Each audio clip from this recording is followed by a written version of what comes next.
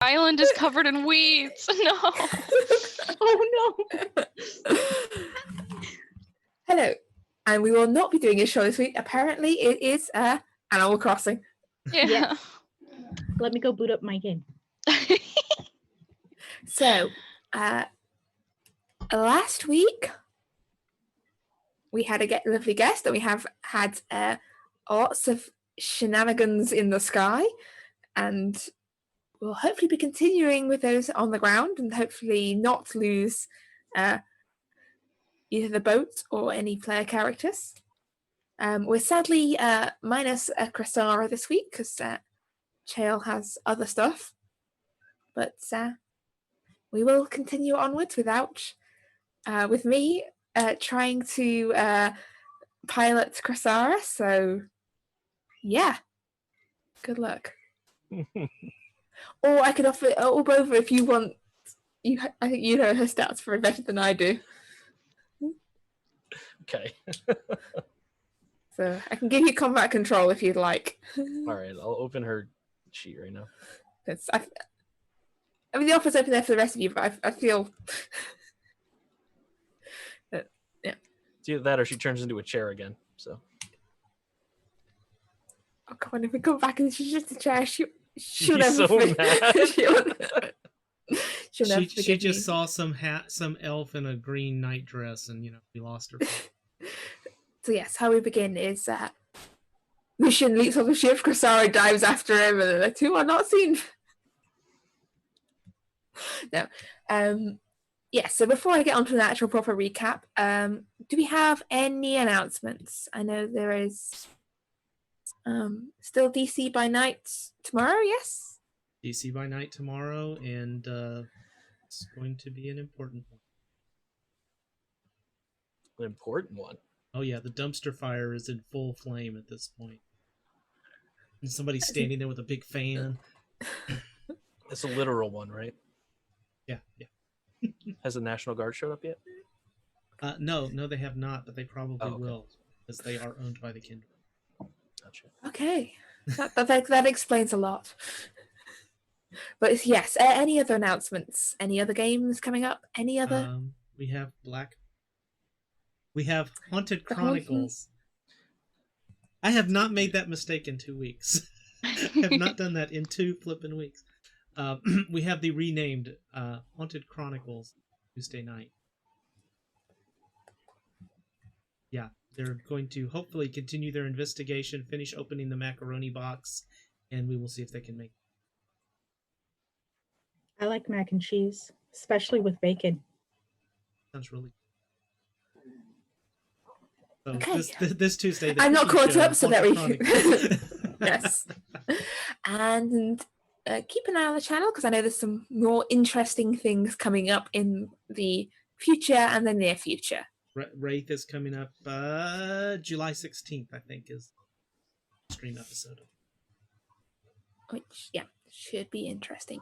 So yes, last week, our heroes had been recruited as mercenaries for the army of Tilafen, on the promise of 7,000 gold pieces and perhaps a few other bits and bobs extra.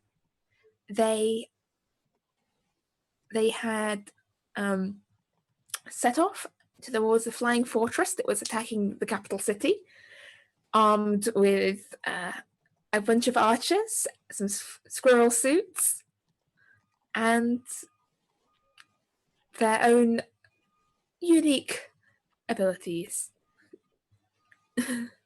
And as expected, things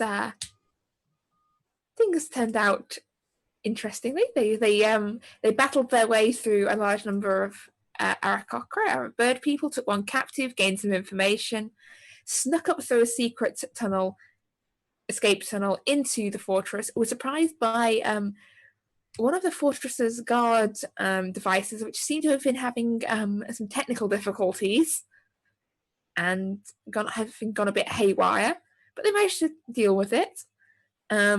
Briefly almost persuaded one of the guards that they were there on legitimate business, but it didn't quite go over, and the guard was thinking, slightly suspicious at the bunch of people who just popped about the floor.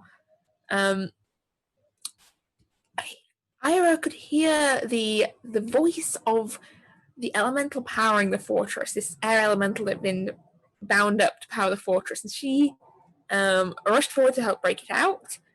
A fight broke out.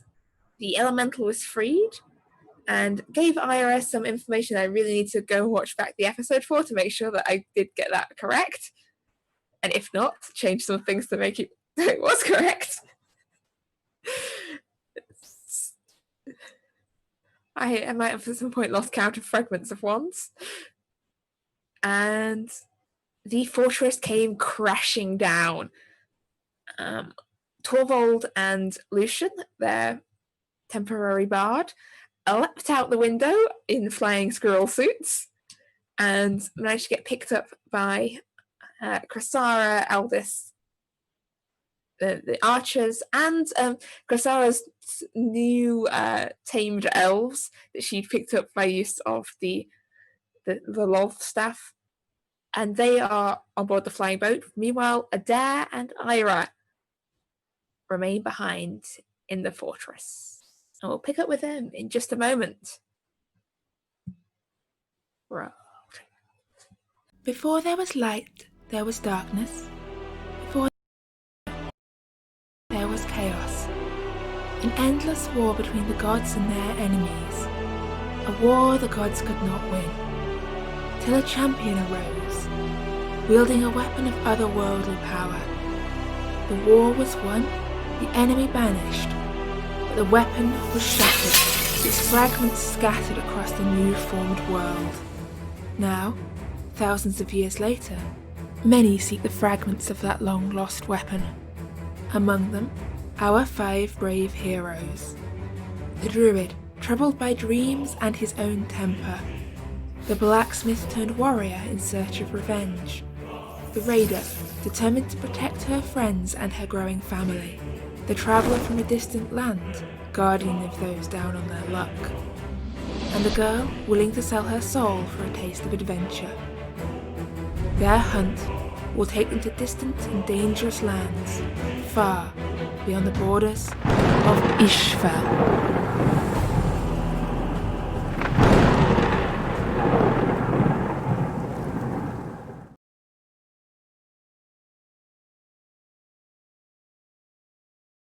One, and we're back.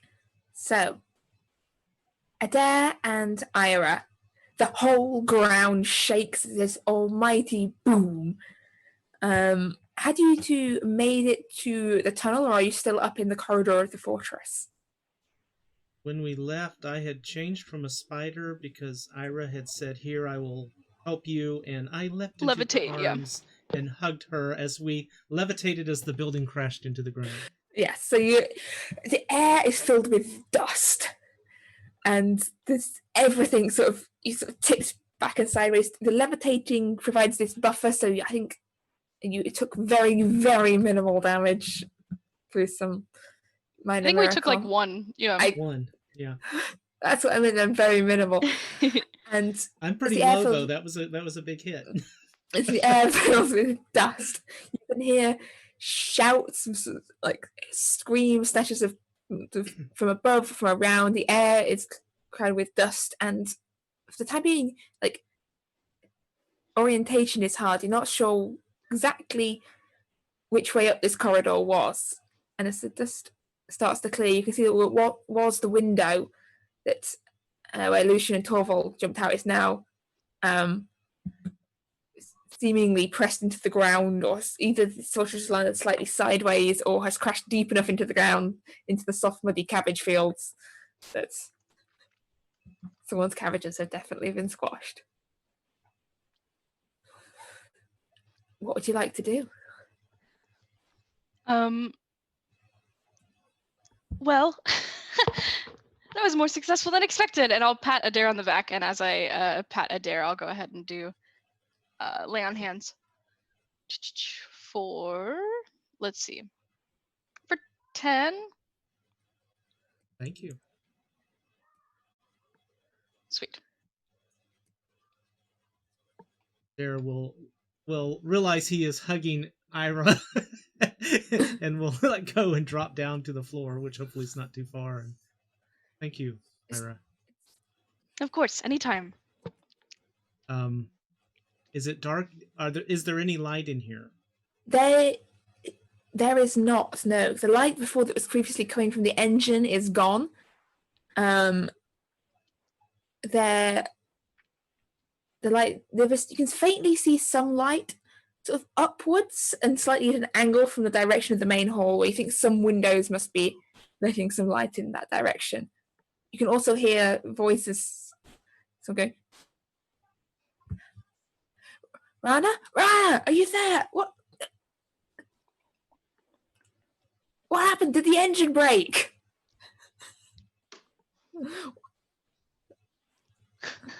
What's going on down there? They're in for a big surprise, huh? Probably. Engine room, please report. At the moment, Ira, I can't see anything. To let you Oh, know. no, me either, I think. Well, I have my goggles, don't I? Yeah, you have the goggles. Do you want to see something? We could both No. half see something, and then I'll take the goggles off and I'll put one on one eye and like stick close to you and put. Well, this is I love wonderful, it. Ira. I don't know that it's going to be practical. Hello, engine room. I think we should find a way out of here. Should I You can reply hear to them? the voice is getting closer. What Should are I you reply going or to should we say? just be quiet? Oh, I don't know. Just something fantastic, I guess. I doubt we're in a friendly place. I don't think they're going to be happy to see us since we just crashed their island. Planet, Fair. ship. Fair point. thing. Good point. Captain, there's no response from the engine room. I'm going to go investigate the wreckage. Okay, well, we should probably make like the wind. Which way should we go? Using my survival, can I make any determination out of the orientation of where we are as to maybe a way out, based on memory of how we got in here? From how you got in here, you know you came up through a tunnel in the floor. You reckon that might be underground now, or at least crushed a little bit. From where you are, the corridor floor is sort of sloping at like a 45-degree angle. You reckon if you go sort of up and sort of you would reach like a bit of the fortress which is not crashed into the ground as much. So if you go sort of across the main hall, it should lead you out to a more accessible area. Ira, I'm afraid we may have to go deeper into the out. And Oh, that's kind of fun though, don't you think? oh, definitely. But sadly, we may end up having to fight. Willing to do that? And then there is light. Oh, It's not completely reaching where you are now. It's coming from upwards and further into the fortress. The familiar glow of sort of a magical light being lit up.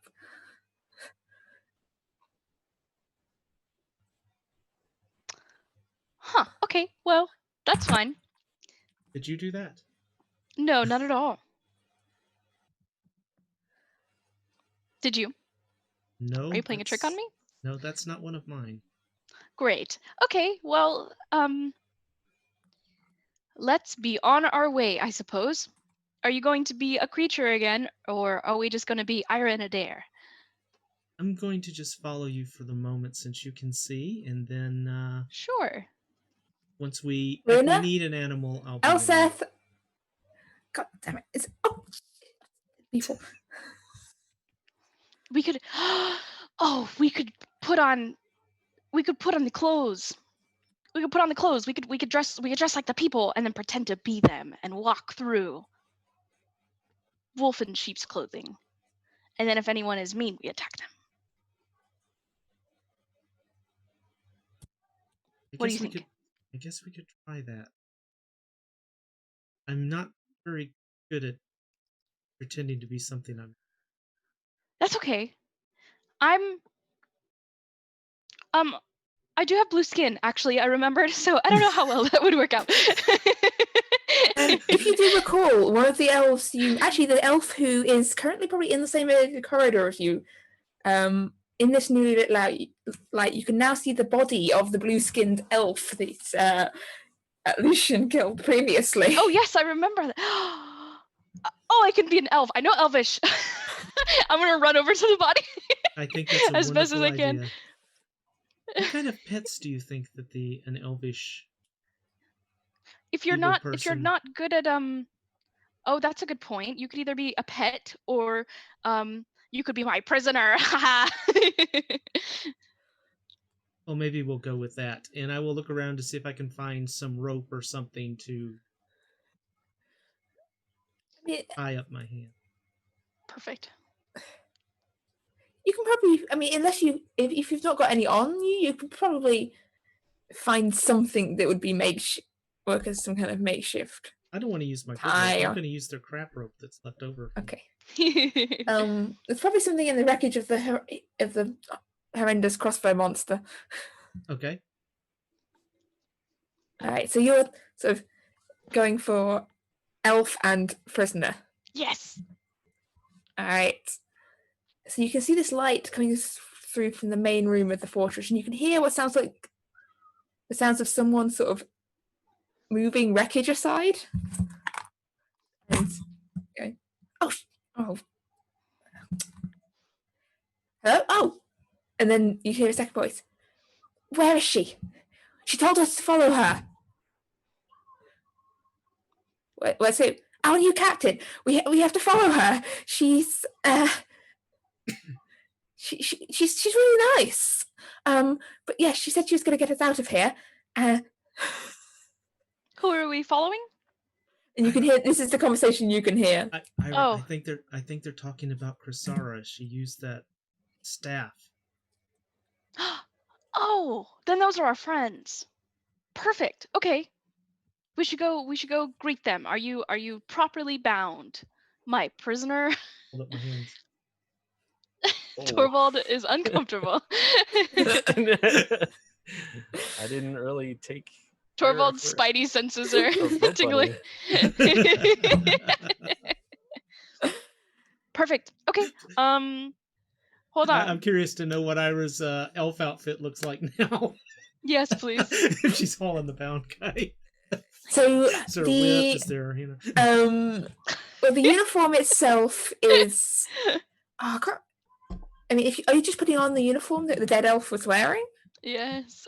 So you've just got this. Well, I'll probably take off my armor. You can say because she was wearing armor with like this black tabard over the top with a dragon symbol on it.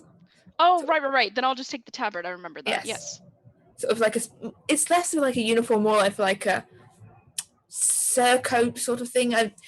My armor terminology is not great. Perfect. Okay, that works. Yeah. Okay, So you well, notice that while she is blue skinned, she is also definitely scalier than you and definitely more fish person than. Huh. But the lighting's not great in here, so We'll be fine. I think it'll be fine. You could, if you want, you could turn into like a lizard and like put your hands on me. I don't know. we'll cross that bridge when we get to it. Okay. And then I start marching. I've like turned into a different person. I've like put on the persona of other elf. So as you get to the main room, you can see sort of the wreckage of the engines was mostly piled up against the side of the room you're in, and you can see there amidst the wreckage two figures. One of them is one of the guards you'd fought before, and you can see that there's sort of blood running down one side of their face. They look very injured, and I was kind of looking around it. She told us to follow her. She did.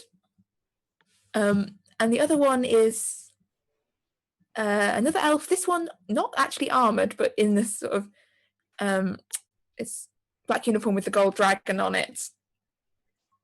And he is sort of possibly an elf, possibly a half elf. It's hard to tell in this light. Knelt down beside the other guy. Who is she? What are you on about, Runa? Like, Are you okay? Did you hit your head? Good day. Ah. And you can see that the light is coming from part of the wreckage that's just lit up with a light spell, essentially. You can look at it. Hello? Hello. I believe I know who they are talking about. And I need a general deception check here, just for... Oh yeah, just for funsies. Let's see. Which die would this elf use? Gonna get into character. Yes, perfect. We'll get it to you guys on the vote in a sec. I'm rolling deception. Yes, this is a lie. Excellent. This whole experience. 18. He blinks, and you are still standing sort of more in the shadows compared to where his sort of bright light is, and he says, "Yeah, who is she on about?" I believe that it is one of the other people who have infiltrated our wonderful fortress. I have one captured now, but that one must have gotten away. He looks to Adair, goes, "We're infiltrated." Daryl hold up his arms like prisoner. Knew it couldn't just be an engine fault. That. All right. Well, we need to get him upstairs. The captain sent some people up to the roof. There's something going on up there. I don't know what's going on upstairs, but Well, then let us go and be hasty with it. Take him to the captain. We need to know, Damn it, I knew the secret tunnel was a bad idea. I told them if you put a secret back entrance, that is where they're gonna come in. You talk too much. We must go to the roof at once. Okay. Sorry. Before we go, one last thing. I know this sounds really bad, and you're like look. I've forgotten your name. I'm really sorry, but it's gonna be really awkward if I have to introduce you to the captain. I'm just going to say something in Elvish. I'm gonna say fish in Elvish.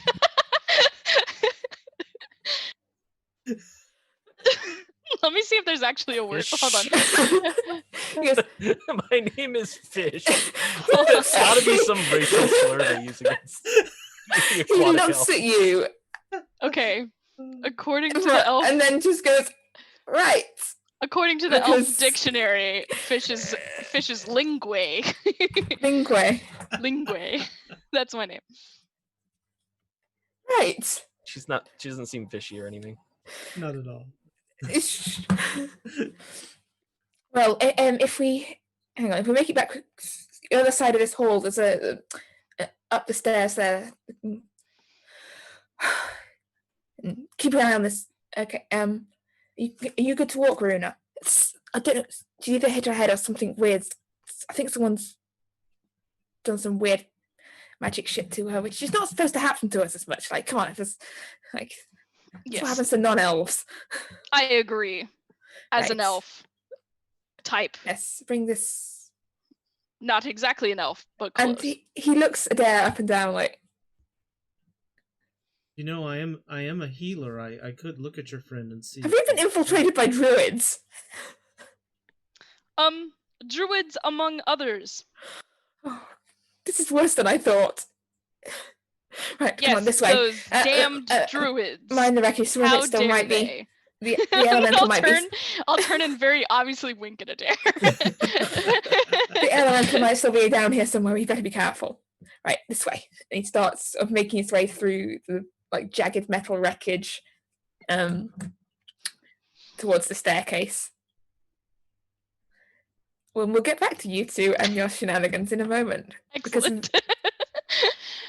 Meanwhile, there is an almighty thud. The fortress hits the ground, and this great plume of dust and dirt comes flying up around it. It seems to have hit the ground with almost more force than seems reasonably possible from the height it was. Was as if a very pissed off air elemental had just decided to make sure it was properly grounded. I'm really surprised by that. Give it a nice spike. Like, and stay down. But yes, you have made it back onto the Cloud Maiden. I believe Aldous was. Aldous is flying.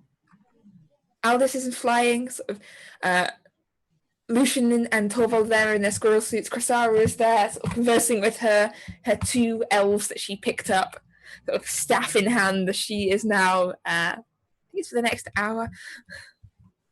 Their I thought mistress it was and 8 command. hours. It's not been 8 hours. 8 hours? That's crazy. I Is really that need to look long? into this thing more. Does she have to keep the staff in her hand, or?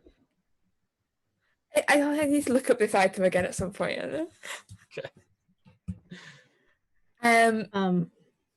But yes, the air is filled with dust for a moment. The fortress momentarily obscured. You can hear sounds from within. What would you like to do? Torvald's gonna look around. Where are Adair and Ira? Has anyone seen them? No, I managed to. I think I was the first one out. They must be down there still. We should have cover fire for them. You two, you're archers, right? Who are you looking at? The two. She has two. She has two elves that you picked up within the fortress. There's also the archers you had with you originally. Oh, so we have a lot. You've got a small force on this boat. Well, rain down destruction and just try to hit whatever you can, as long as it's not a blue lady or some sort of animal. You heard him. All right, Archers, prepare to fire. And the other elves look to Cressara and she goes, like, who? And she goes, do what he says for now. And Lucian says, if you put me down, I'll try and get back. I can get word back to the city for reinforcements to come. That's actually a very good idea. Unless, no, you're not familiar with the, because I would say maybe you should go in and try to find them. But yeah, if you want to hightail it back, I will tell you now that if we land, I might not be able to fly it after. So Why don't you use your squirrel suit?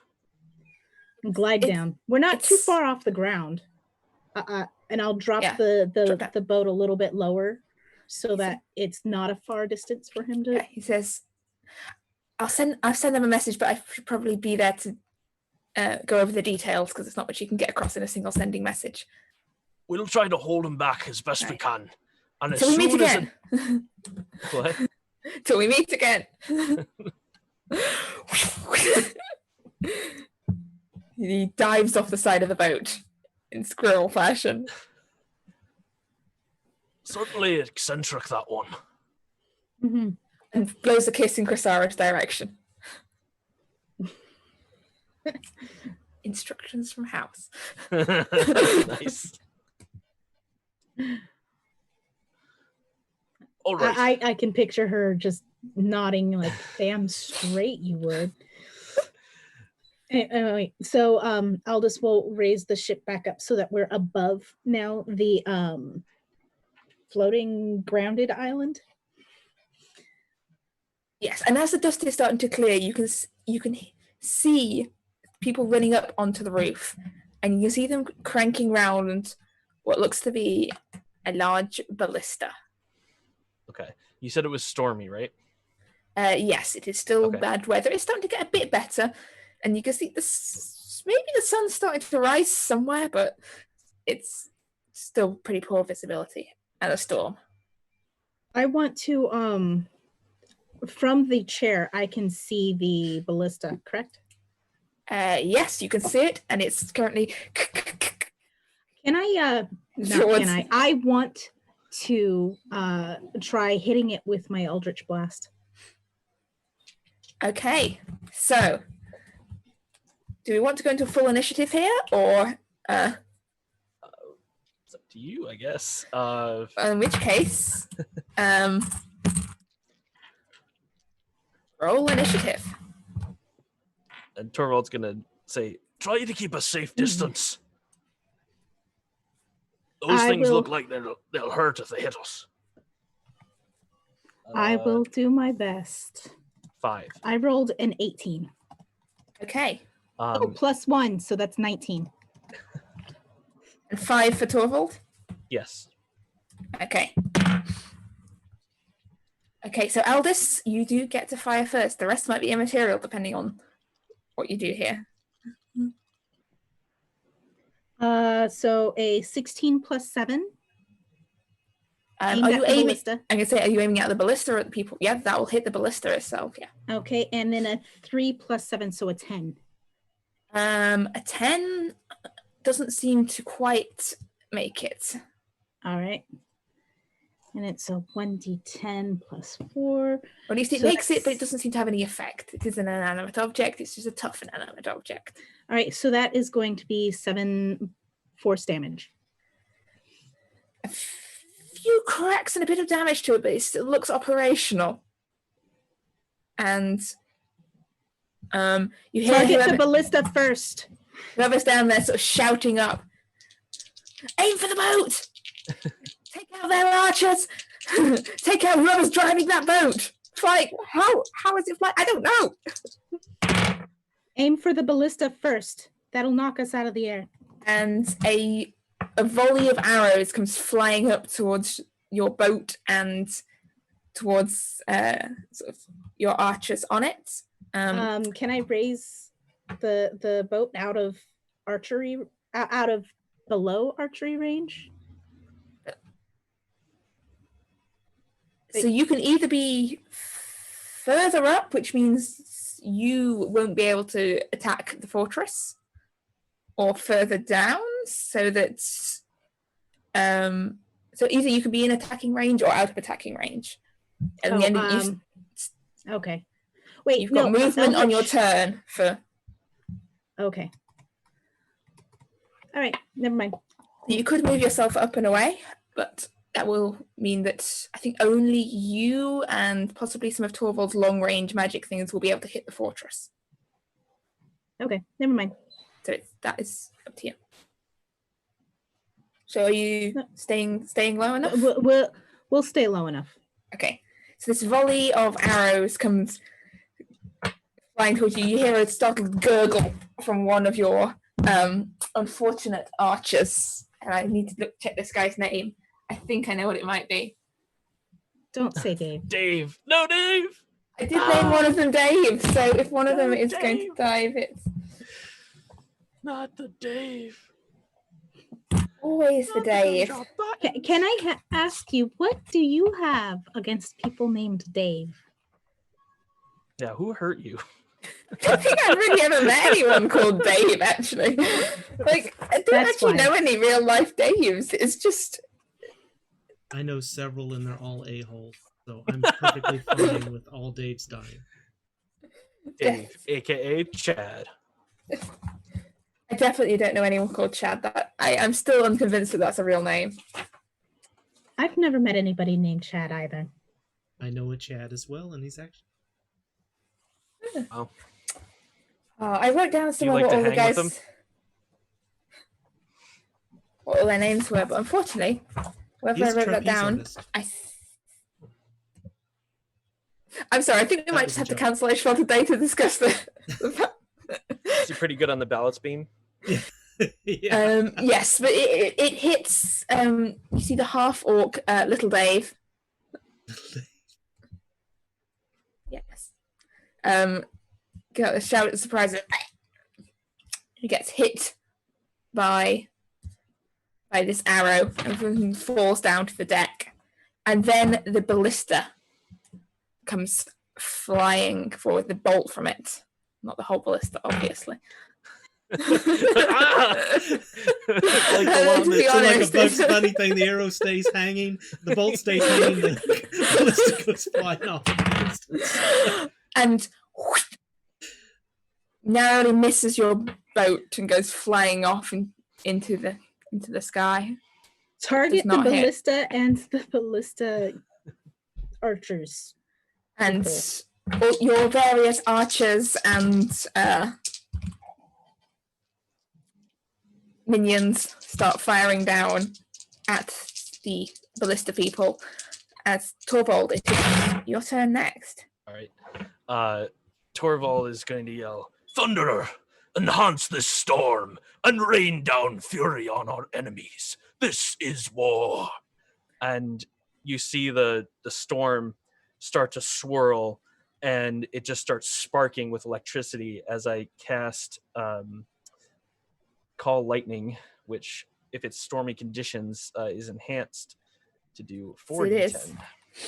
And there's currently 5 people standing around that ballista. Which is why I've asked you multiple times if yes. the weather conditions were stormy. Oh, I know. That's what I say. So as this storm forms, he'll have a bolt go right down, right next to the ballista. Okay. Unless it was destroyed by the archers. Oh, no. The archers, if they manage to take down, you can see there's arrows sticking out a couple of people down there that are trying to operate this ballista, but the ballista itself was still standing.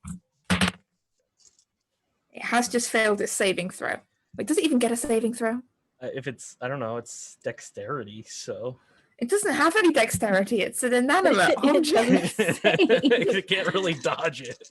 But to be fair, it failed anyway, so it's semantics. There you go. All right. Ooh, yeah, that's a lot of damage. You're looking at 27 lightning damage. So you watch as sort of lightning races across all the metal parts of this ballista. You hear screams from the people who were operating it as they're thrown backwards away from it and scattered across the top of this fortress. If they're within 5 feet, they would also take the damage. Yes, they took the damage. Okay, and knocked back 10 feet. And you see one of them might still be twitching and alive. The others are just twitching and dead. And a crack opens down the center of this ballista. It is definitely not functional anymore. Sweet. Can I tell how well I can see? Like, I can see the ballista, but can I kind of gauge how far away we could get without me losing sight on it? As in, depends which direction you're going. You mean straight up, or? It probably wouldn't be straight up, because I would imagine we'd get through the clouds, but just whatever way I can, if I can, because I obviously can't see the situation, but Torvald looking around to see where we could go and where he thinks he'd still be able to see.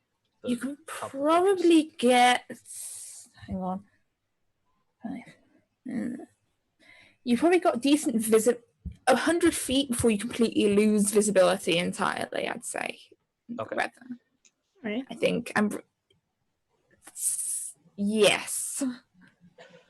Thinking in feet does not come naturally to me still. Well, 100 feet is about 30 meters. Okay, further than that. So yeah, probably about 50 meters. Okay. So yeah, a good swimming pool length. Gotcha. Actually, no, 100 meters. Let's make it 2 swimming pools. Okay. 100 meters would be about 300 feet. Yeah, 300 feet, that sounds all right. American football field. Okay, so don't start bringing football fields as a universal measurement into this.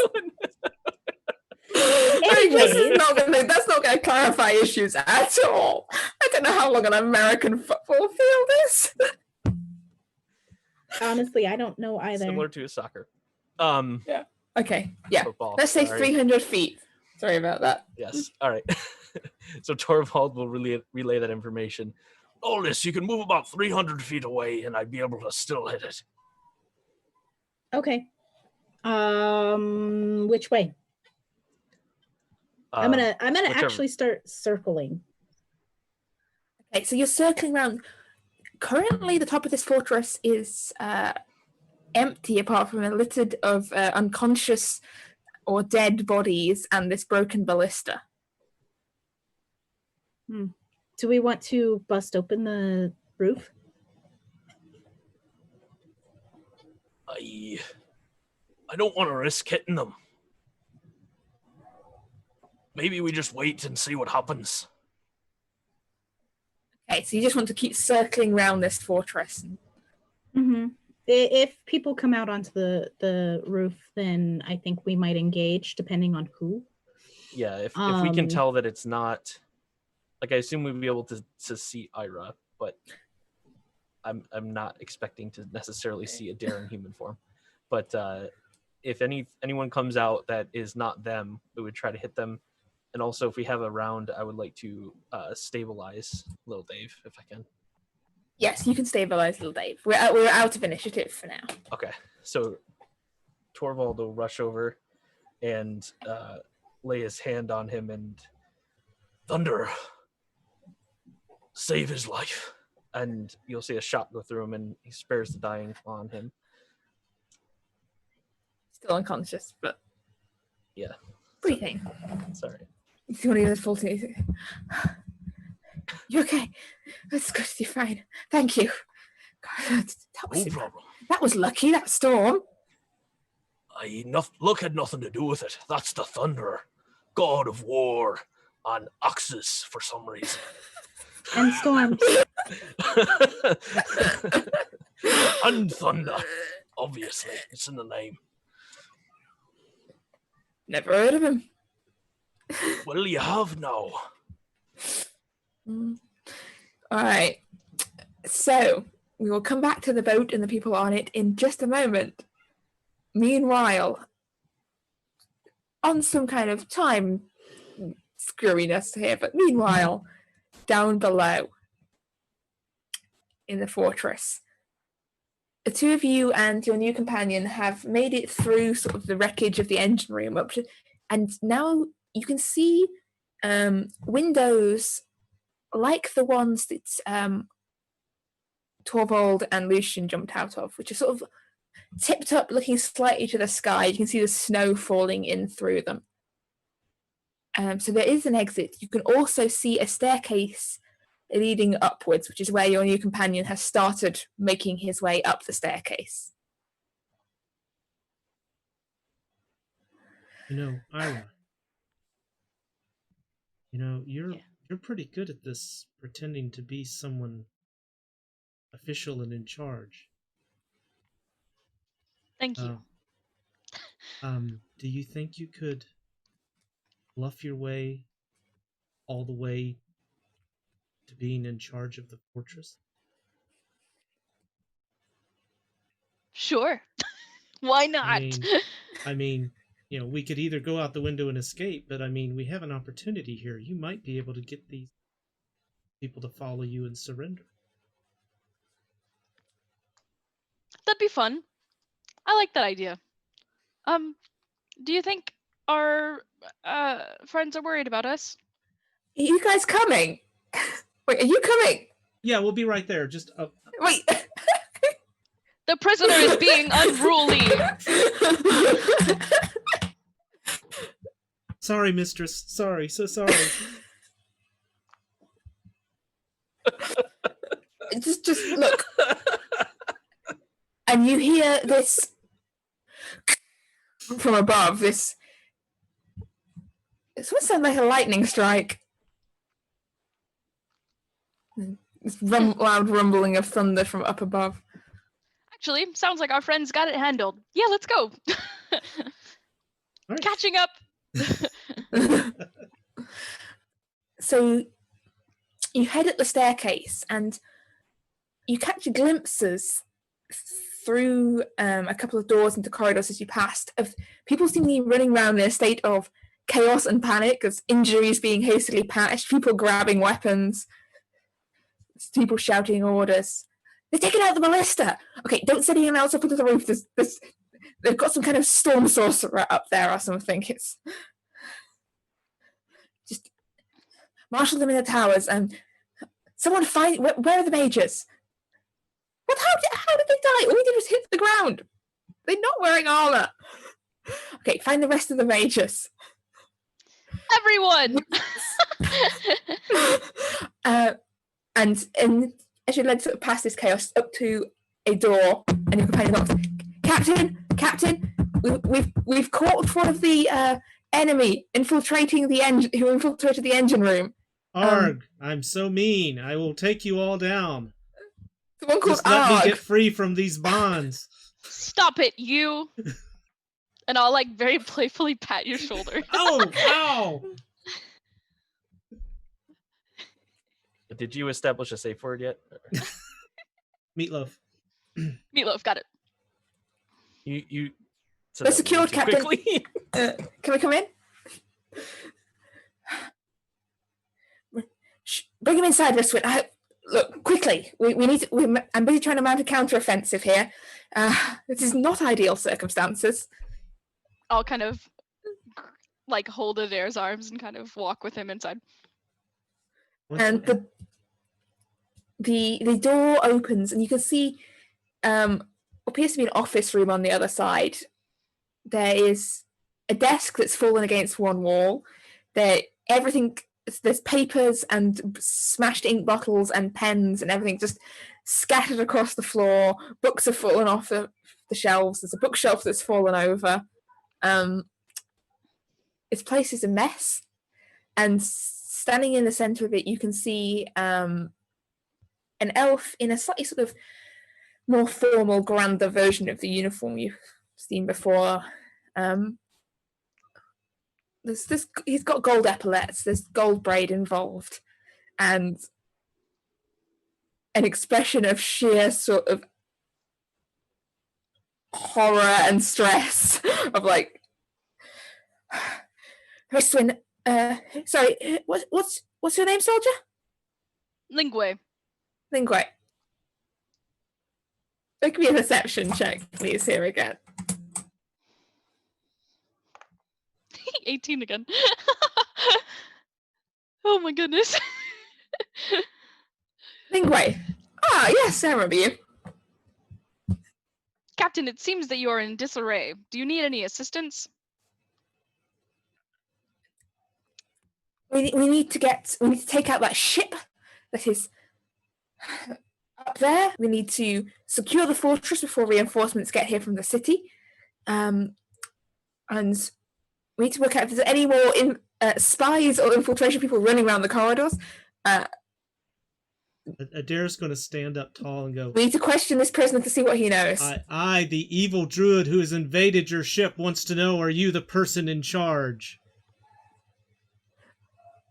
Also, next time you have a prisoner, please gag them. Like, it's just a safety precaution. We don't want people casting magic all over the place. I am in charge. Yes, I am in charge. Adair is going to let the ropes fall from his hands, transform into a giant brown bear, and lean back against the doorway so that it can't be opened. All right. The captain lets out a startled shriek. The elf you're with lets out an even more startled shriek. More of a shout of like, oh, again. Again? And I'd like you to roll initiative, please. Fight, Oh, these guys. Fight. It's this small room, stuff tipped around all over the place. And what did you get, guys? 20. Oh, okay. And there? 1? You can't hear me when I'm muted. 12. 12. Okay, Ira, you are up first. Cool. I just want to take my my longsword and like flip it over to where I'm holding the blade carefully, and I just want to butt the captain in the head as hard as possible for non-lethal, just to try to knock him out really quickly. All right. Let's see. I'll roll attack as if I'm just using it normally, or would you? Yeah. Okay. Great. That's a 13 to hit. 13. I don't think will hit. Bear with me one moment. I have managed to pick up every book except the book I need here. That's okay. I don't think a 13 will hit. Where the fuck is this guy? No. He is armored. Tragic. Okay, so I tried to like knock him out, and he dodges out of the way, and I just hold still. I'm just trying to knock you out. You're not Lingue. Have you got anything else? Any second attacks, bonus attacks? Yes. Yeah, so after I say hold still, I'm trying to knock you out. I'm gonna try to attack again. Okay. Ooh, that's a 23 to hit. That will hit. Excellent. Can I non-lethally smite someone? Just curious. Just a casual question. I think that's more of a smit. Yeah, can I smite someone? Ira has I'll learned false swipe. say yes, actually. I'd like him to be you can, calmly if you want to smoted. try and stun them, knock them out, Yes, then exactly. that's So, excellent. Well, yay! Extend also to 2d8. Awesome. This will be good. And I'm just trying to knock him out for the most part. I'm not trying to, like, destroy him or anything. Let's see. Great. We'll cast that. He seems pretty beefy, right? I'll go ahead and do that at second level then. So let's see. 4.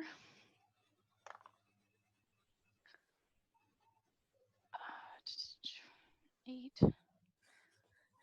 when the paladin's counting their dice. Okay. That'll be 19 damage. Okay, he's still conscious. He is still up. Good. I imagine just with each roll of the dice for smite, it's just like just in rapid succession. Oh, unconscious now. Yeah. Clang, clang, clang, clang. I don't want to kill you. I just want to steal your clothes. And you see him reaching down to the sword at his side. Adair, you get to act before he does there. So it is myself, Ira, our Captain, witness. and your witless associate. Where is the witless associate? If I'm by the door, blocking the doorway. Where's witless associate? I'm kind of trying to see where. Witless associate is probably standing about 5 feet away from you, to one side of this wrecked room. I would like to try to shove the witless person into the captain. Okay. Yeah, you can. I can't remember if strength or an attack. I'll let you. I'm thinking of it just kind of as a push. Yeah, I'm I going to think stay at the strength, door. yeah. So Yeah. Okay. So you're trying to push him into the captain, and it was an excellent plan that failed greatly on. Well, it's opposed, so they might get worse. That was a 5. Okay, they did not get worse. I'm apparently a very loving Care Bear, a big brown bear. Aw, you just kind of gently hug him. I end up patting him on the head and mussing his hair a little bit. You know? He looks. He's still a bit startled by the bear appearance, but yeah, he holds his ground. You've still got a bonus action if there's anything you would like to do with that. Yeah, I mean, I'm not going to attack. I'm going to lean back against the door and cross my giant bear paws. Okay. Question for the chat: can bears cross their arms? But the captain. I say I can't. That will do. The captain pulls out his sword and takes a swipe at 2 swipes actually at Ira. The first one will be a 19, and the second one is a 13. No, that was Not quite. clang. He goes, Riswin, to me, back me up here. And calls over to the other guy, who looks at the bear that's just crossed his arms, over at Ira, back to the bear, back to Ira, and turns invisible. And the captain goes, Ristlin, that is not what I meant. And that brings us back round to Ira. So I was trying to find if I had a round room battle map. Listen, I don't want to have to fight you more. I just need to pretend to be you, just for a little bit, because the fortress is in chaos, and I think it might help you. And I'll do persuasion. Because no, I'm just giving you my fortress. Oh, I will try to persuade. No, I'll do intimidation. That's what I'll do. That stands a chance. I'll try to intimidate and be like, "You're doing a poor job at running the ship, and I'm staging a coup." With 9 intimidation. You're clearly one of the people who's infiltrated it. This is... You're not even an elf. I've infiltrated it because I deserve the fortress more than you. Can I still do an extra attack? Or no, you have to take an attack action in order to do an extra attack, correct? Yes. Okay. Yes. Yes. Perfect. Okay, well then that was my turn then. Bear, what would you like to do? He's going to kind of grumble like he's trying to say something to Ira. I'm not going to leave the door, though, since our friend is now invisible. Can I sense him? Make me a can I smell perception him? check. Can I Yeah, make me a smell him? perception check. It says I have advantage on sense of smell, so can I Go roll for that it. with advantage? Yes, because him being invisible does not change. That would be a nat 20 plus 3, so 23. Yes, you know exactly where he is. How big's a bear again? It's a large. Okay. The bear's taking up a considerable part of this room. This was only some guy's office. Yes, you can tell where he is. He is still standing next to you. I'm going to take my paw and bonk him on the head and try to knock him unconscious. All right. Roll an attack. And That is a 22. 22. Hmm? That will definitely hit him. Yes. And this is non-lethal. I just want to knock him. Yep. Sorry, I'm trying to find my other d6 in here. All right, that'll do for now. Don't use them very often. Very, very basic battle map there. Oh, That even is more going to basic be when you're seeing the wrong bit of it. 14 points of damage. 14. And could you just shuffle the roll 20? Like, Oh, I see it. I'm sorry. yeah. That's all right. Pay attention to. No. It's only just appeared. There we go. So, Yeah, I am taking a look All at the right. room. That would be 1 attack, and I still have. Well, if the perception was one of my moves, then I only get 1 attack, I guess. But normally I have 2. It's up to you, DM. You tell me when. so that's one of your moves. So I can attack him again. Is he still conscious? With 14 damage. Yeah. Darn. I guess I will hit him again. Still conscious, still. We really didn't Slip. want to hurt anybody. We were really trying to do this without throwing a punch. I mean, you're doing a pretty good job. That is going to be 21. Hit. Right.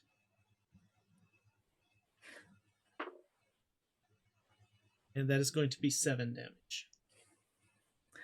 Ow! He appears. He's still conscious, but you have punched the invisibility out of him. I punched his lights on. I love it. Exactly. The captain takes a swing for Ira, calling, "That'll teach you to try and just disappear. Do something useful, god damn it."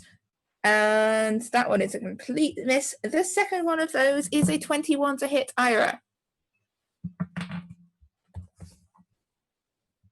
Yes, a 21 hits. As this great sword comes smashing into you, that is 8 points of slashing damage.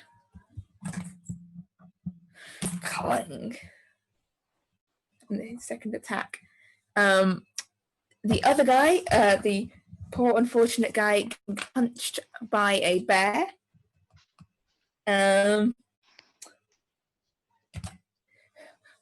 Holds out his hand that goes, go away, bear, go away. And you watch as 3 little darts come flying out of his hands. And they hit you. And that is why you don't pull the plug out of the wall when you're in the middle of a stream. Yes. Shame on you, Tam. So- Shame on you. Where were we? Tam, what was the last thing you heard? The last thing I remember was 3 darts flying at my bear-shaped form. And yes. And then magic missile hit and took down the internet. But yes, you took 6 points of damage as the stream goes dark.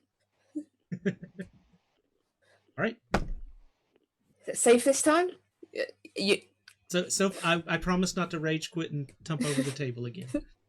okay. Yes. So these 3 darts come streaking out this guy's fingers. He goes, okay. See him looking back and forth, and he definitely looks very afraid by this situation. Ira, that brings us back around to your turn. You're there fighting the captain in this cluttered, chaotic office. What would you like to do? Okay, well, back to the original plan. I'm just gonna take the butt end of my sword, try to knock him out. Let's see. All right. That's a 16 to hit. No. Ugh. Oh. Okay, I try again. Clang. Okay, that was less. So, dang it. Clang. Using the butt I'll of your leave you sword, alone if you. Yeah, I'll leave you alone if you give me your clothes. if you're using the butt of your sword, it's 16 to hilt. Oh. Tam, can you break the stream again, please? I think I broke the tan. But yes, Adair. Ira seems to be trying to knock the captain out. Some guys firing magic at you. What would you like to do? I'm going to bat the guy shooting the darts at me in the head again and try and knock him out. Still going non-lethal. All right. That one's not going to work at all. Oh, apologies, this is a jet plane. That was a nat 1, so I assume that's not going to work. So second. It's because you're going non-lethal. Yeah, no. It's because you haven't got Eldest. This is her favorite terrain you're currently in. Okay. It's a small That one's- room. I'm out one's here destroying people with lightning, and you're like, I don't want to kill them. That's a 22, so hopefully that's a little. That will that'll hit, That'll yes. hit the little bugger. That will hit the little guy. And that is going to be 12 damage. Good. As the bear kind of cuffs him to the ground.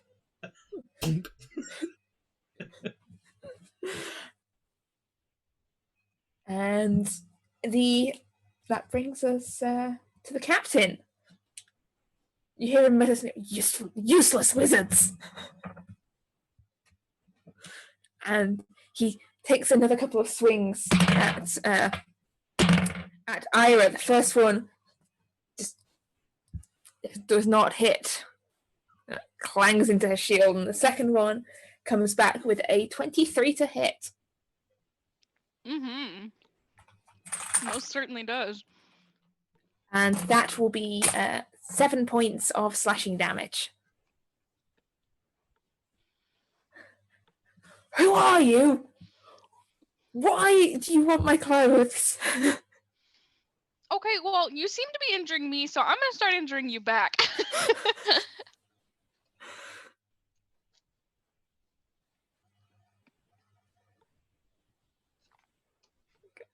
Go for it. Is it back to my turn? Yes, it is. Perfect. Okay, great. So yeah, I'll say that, and then I'll like quickly flip the sword around and be like, ah, and then let's see if I can finally hit. Hit him in 18? the eye, Ra. 18 to hit? 18 will hit, yes. Yes. Okay, great. Cool. We'll smite again. We're angry. This one's lethal though. Ha!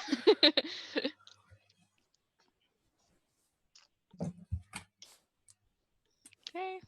5, Rolling. 13. Woo! Okay. I can't do math. 21 and then great, 28 damage. Much better than last time. He like half collapses back across the desk, but and you see him sort of just holding onto his sword.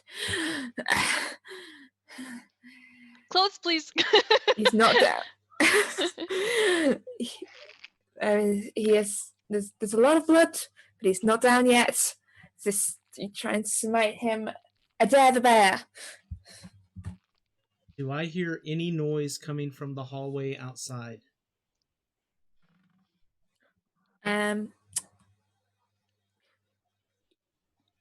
You can hear the general. No one seems to have. You don't hear any sort of specific shouts. You can hear the sounds of people running up and down the stairs. The general sound of chaos from before, but there's a lot of chaos going on in this fortress. I'm going to come forward, and I am still going to, although blood has been drawn, I am still going to attempt to knock this person, because we might need them later. Yeah, as this is going on, Torvald, I want a perception check from you actually, and Aldous, Okay. as this is going on. First one's a miss. That's going to be 18. I doubt a 13 hits, so both of those are going to miss. And I'm going to move back in front of the door, which may open an attack of opportunity. 15 I don't know if the fails smallest the perception. room is. I don't know how far I had to move. Actually, I don't think it does. No, you don't really have to move. Like you are a big bear in a small room. Aldous, what did you get? I got a 15. Okay, so both of you notice a flash of light from one of the windows of the tower as you're circling your ship around. You see this fortress has got a tower on each corner, and from one of them at the topmost room, you just saw a brief burst of radiant light. Radiant. We can tell it's radiant. All light is radiant. That's what light does. It radiates. Okay. Science. Yeah. That was radiant as in the descriptive term, also the damage term. But. Okay. In this case, I'm actually going to bring the boat, and we're gonna see about flying it near the window, see if we can see inside.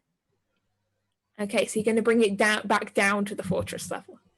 Yeah, down to the fortress, just so that we can see inside the window to see who's in there, what's going on. Okay.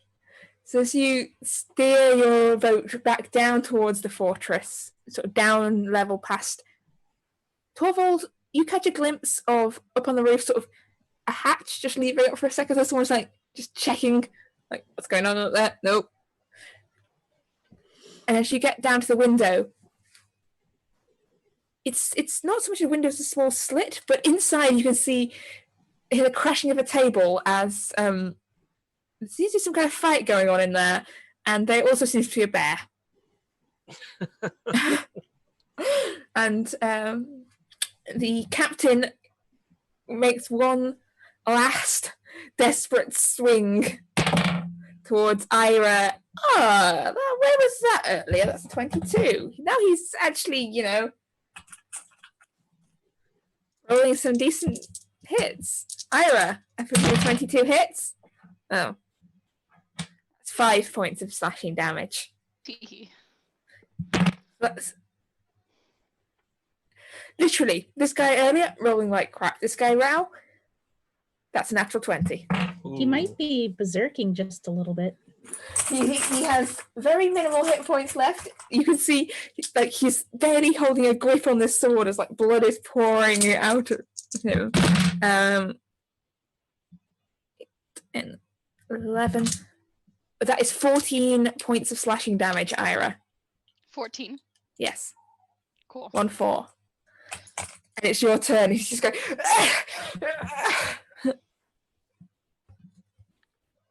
Great. I will slash back. It's just kind of just truly a sword fight. Here we go. Whenever the times sync up, let me know so I can do something. Oh, yeah. Oh. Cool. That definitely doesn't hit. And that doesn't hit either. Ugh! Okay. All right. Adair. Enough with the non-lethal. I am going to punch him in the face with a claw. See if I Yes. can take him out. So. No. So I'm going to attempt to bite him. Does a 17 hit? No. Oh, it doesn't hit? No. No! So at this point, you two can see through the window as this guy on his deathbed appears to be somehow still pulling through. Both of you have an instant to act. Bear in mind that you are seeing this brief glimpse through a window. What you do see, actually, I'd like another perception check from both of you, actually, because this is only a glimpse. This is not the best view. I mean, did I see a bear? You can see a bear. You can definitely see a bear. Okay. I see 12. Mine's a 24. Mostly, Aldous is what you see as bear. Like, you can go through the window, there's definitely a bear. Torvald, behind the bear, you can see what appears to... Your very first second, what appears to be 2 elves in uniform fighting, then you realise that one of them is, in fact, Ira. I'd like to cast Thaumaturgy, so Torvald will kind of just stand up straight, taking a deep breath, and just project his voice, and you just see these waves of force kind of go out as they go into the tower, and I'll say, Ira, Adair, we're right outside. Come as quickly as you can. Okay. There's some tomfoolery going on.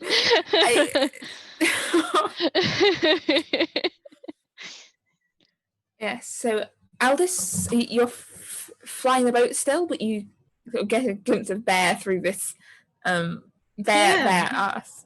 Through this, bear ass. He is a moon druid. Oh. All right. I'm glad somebody else said it, because I was trying not to make that pun.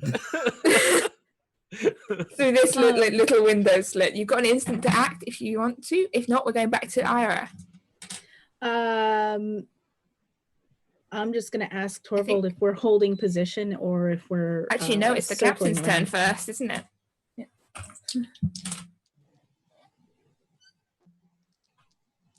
Back to me. Torvald, are we holding position or are we doing another circle around? You hold position here. I'll hold position. You went after the captains last time because he went and you failed to hit him. That first attack of his is a miss, but the second one I think is a 20. Does a 20 hit you? For me? Ira, yes. Yes. You don't just get to come in here and take my fortress. I worked hard for this. That is another 7 points of slashing damage. Oof. I worked hard for this fortress. I did a good job. He did a good job as it's crushed under the ground. Which brings us back round to Ira's turn. Yeah. Let's see.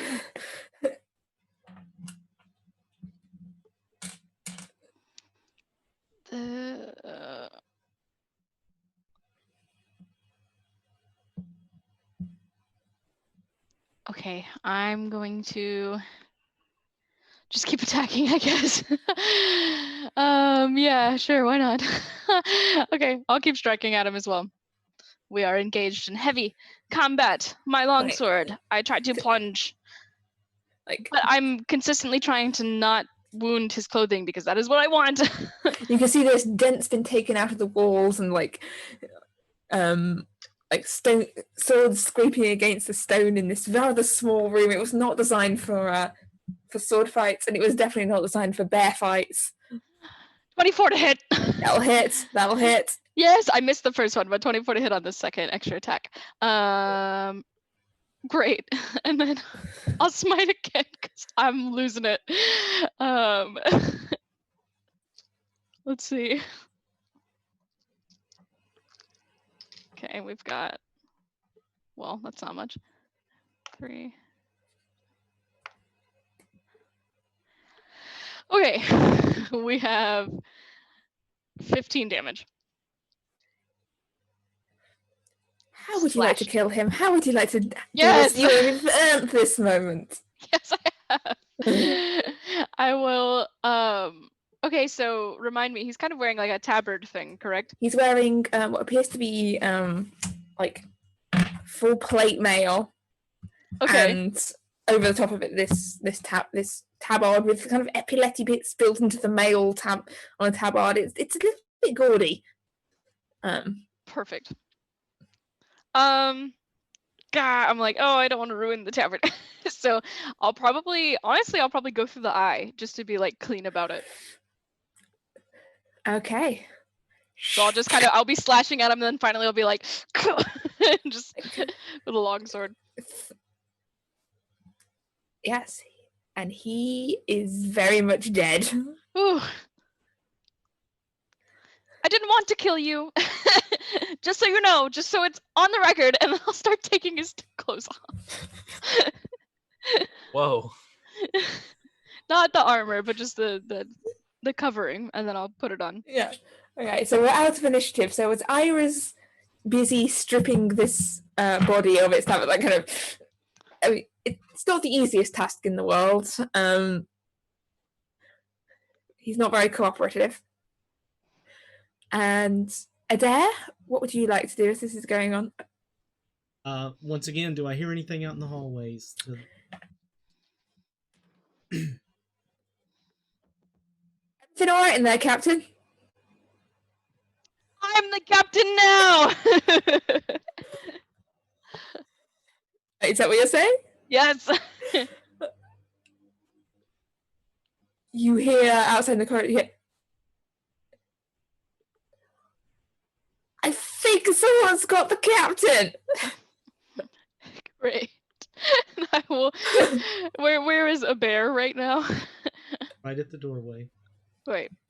Okay. Well, like I said, for the record, didn't want to kill him, but I'm the captain now because I'm wearing the fancy captain. Wait, he's dead? Let's go. Right. Can you like swing the door open dramatically with your bear paw and I'd be like majestically behind you? Number one, does the door open in or out? Number two, will I fit through the door? Very important questions.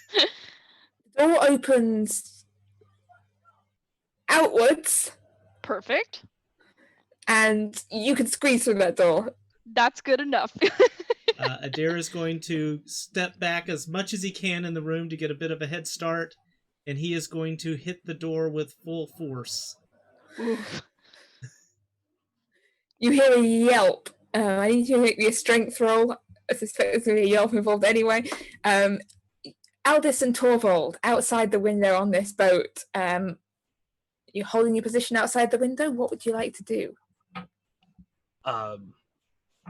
Torvald will again cast his voice inside and say, "What are you doing? Hurry up!" And I'm going to let out a roar as I burst through the door with a 15. Yeah, you hear Aristotle yell. Was like one guy goes flying backwards, two other soldiers backing away down this corridor, going. Everyone says, "Druids! Goddamn druids again!" I'm gonna put a little extra spittle in my mouth and shake my head back and forth as I roar. And then I'll triumphantly come out behind him with my sword covered in They can't eye see goop. No. There's a bear in the way. I know there's a bear in the way, but I will pretend that she's able to be seen and just be like, "I'm the captain now. I've killed the previous one." That's how it works. Is it a Klingon ship? Is that Iris, make me an intimidation check at advantage. You two out on the boat. I was holding us steady in position, but I'm looking out over the roof to see if, I don't know, maybe somebody's taking aim at us while we're in one spot. Not currently, no. Everyone seems a bit nervous about coming out on the roof. It is Advantage. I got a 6. with advantage. Yeah. Torvald will There's a also bear in the throw- way.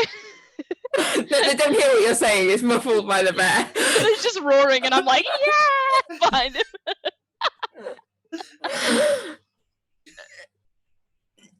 Torvald, what are we doing?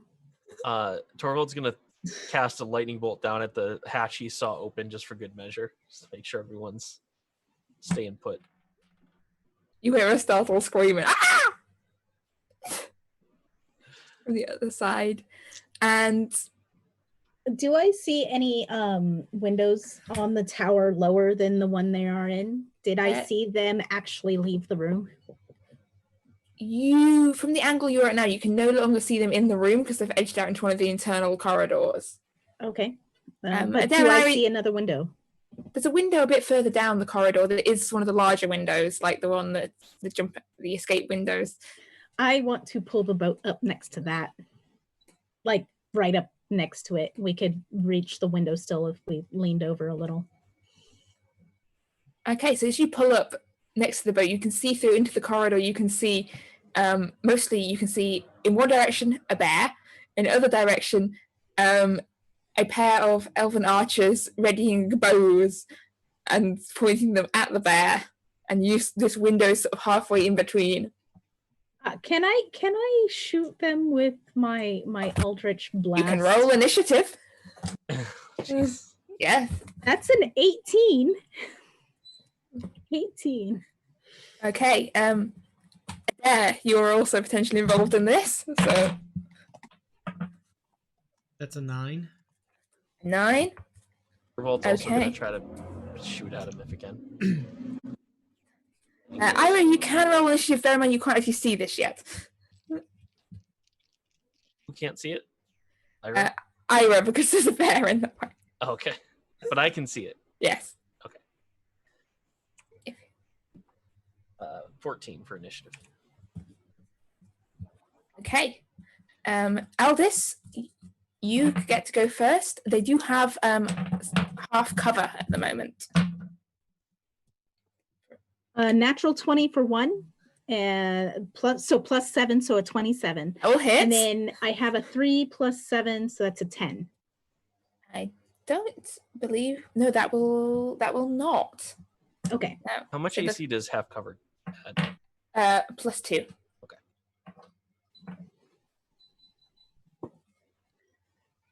So that's 6 force damage. So a sparkling green ball breaks through the window and disperses, and the other one follows it through and hits one of the 2 elves. Was that with the dice doubled for the natural 20?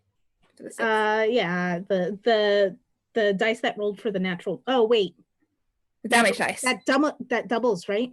Yeah, double the dice. Roll the dice again. So 6 plus whatever they get the second time around. Plus 9, so that's 15. They are very dead. And the one on the other side, you can see their hands trembling on the bowstring as they pull it taut to aim at the bear. But Torvald, you get a second to act first. Torvald's going to call a bolt of lightning down on top of him, if I can do that. Yeah, they are indoors, so you do not get the storm thing right. Because I don't know how that works. That makes sense. If he's it outdoors, says I can see. Yeah. If he's outdoors, he can still have the storm above him. It's if he's indoors and it's smaller than the 60-foot thing, then he can't. Yeah, you can't cast it. It says choose a point you can see under the cloud. Yeah. I mean, they're under the cloud, but there is a roof in the way. That point. Like, could it go through the window? I have no idea. It doesn't say it has to be like a 90-degree angle, because I'll say they've got advantage on the saving throw against it. okay, That sounds fair. But yeah, they are technically indoors. Those are indoors. Yeah. Okay. So that is a success on their save, but I'm not sure how much that will help them, to be honest. We'll see. I'll roll it. I won't cheat. Oh yeah, that's probably not gonna help them very much because that is a 32. So yeah.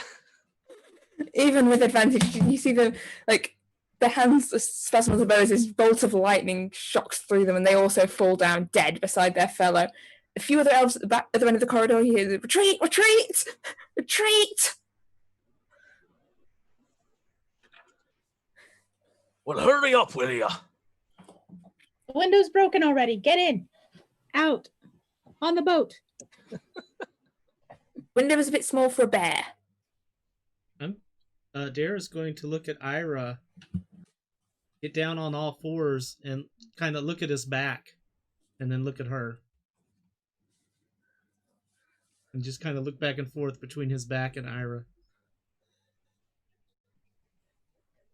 Will do. She'll hop on. And I am going to carry her through like the victorious... Are you wait, down the corridor? As much as I can down the corridor without knocking her off on the roof. I'm going to carry her down. I'm captain! Down this corridor. You charge your way down this corridor, and you at the end, someone's just opened the doors, and you charge through into a room of about 24 startled-looking soldiers, and a woman in robes who turns and looks at you with the look only just complete surprise. It's not even fear. She's too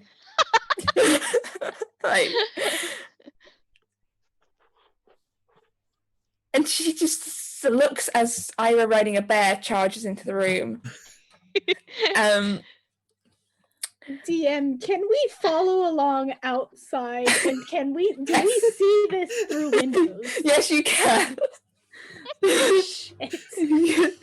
And what are they doing? She looks at. I don't know. Are they having fun? Fortress by themselves? I surrender.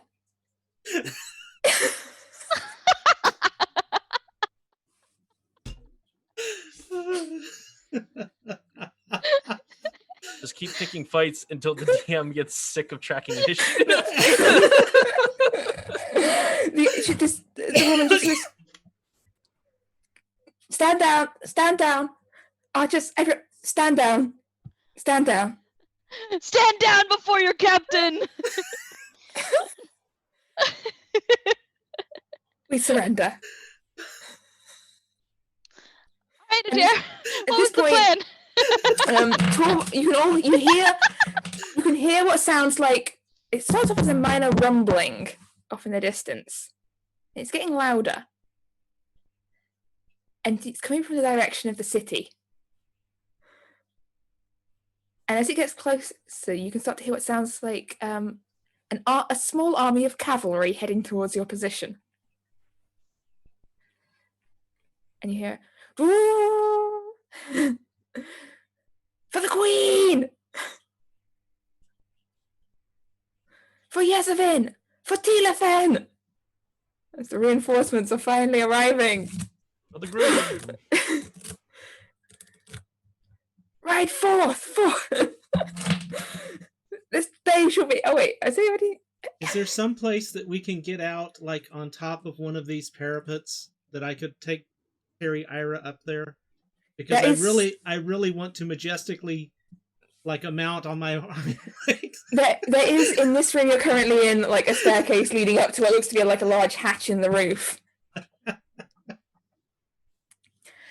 We surrender... Everyone, stand down. Someone find a white flag. Do we have a white flag?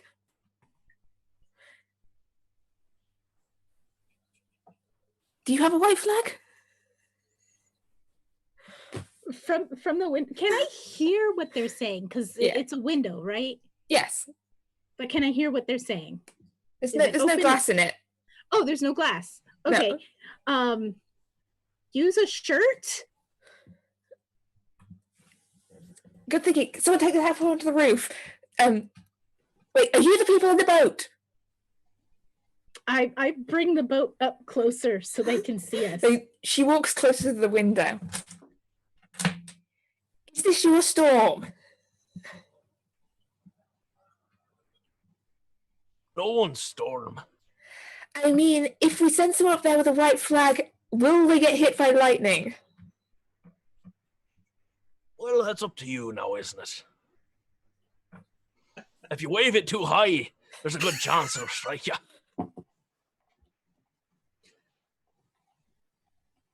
Glenn, take off your shirt, go up to the roof, and wave it low.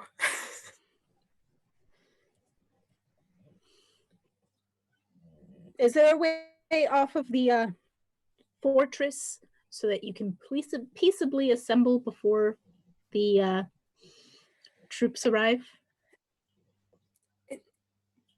We have a door. It's kind of pointing at a strange angle now. Do you have a ladder? A rope ladder, probably. Yes. She looks back to the Ira and the beggar. Do you accept our surrender? Also, are you wearing the captain's clothes? Yes, because I'm the captain. We staged a coup. Which of you heard is that word once, and she. Which of you is in charge?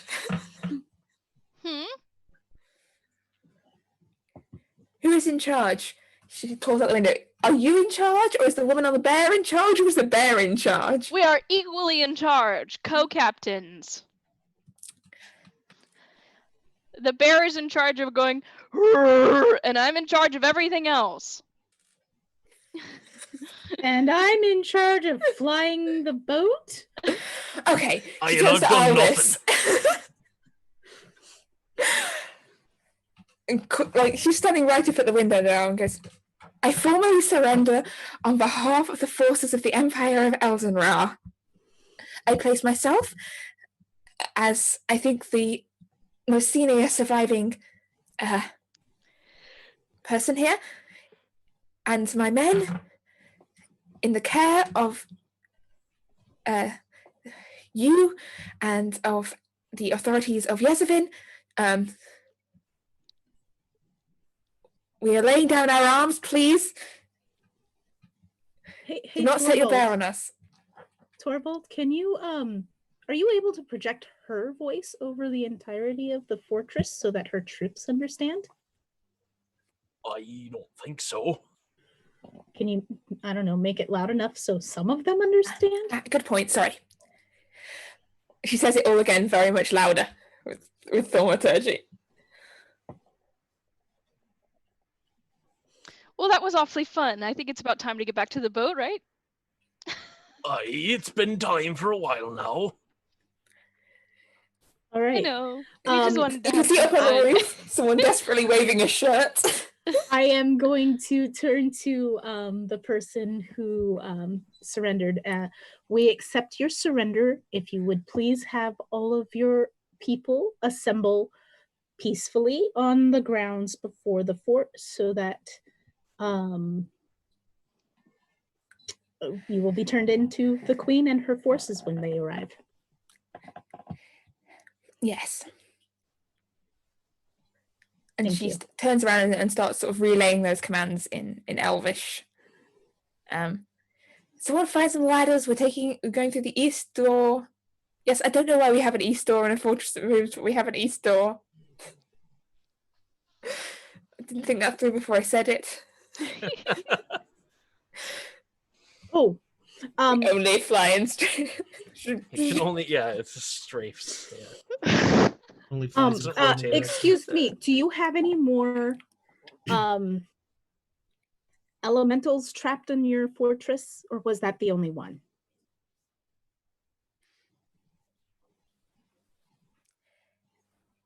Fine elemental. The thing that was helping to keep your fortress in the sky? They're... The engine? That had an elemental trapped inside? I'm not from engineering. Do you have I multiple don't know how it engines? works. Do you have multiple engines? No. Or was that the only one?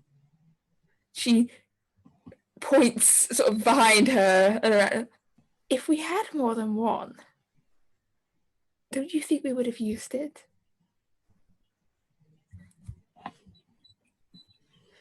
Well, why don't you show us to your treasury then? Look, you're going to have to come in. Can we stop having this conversation through the window? I go pass out on the ship. I'm about to die.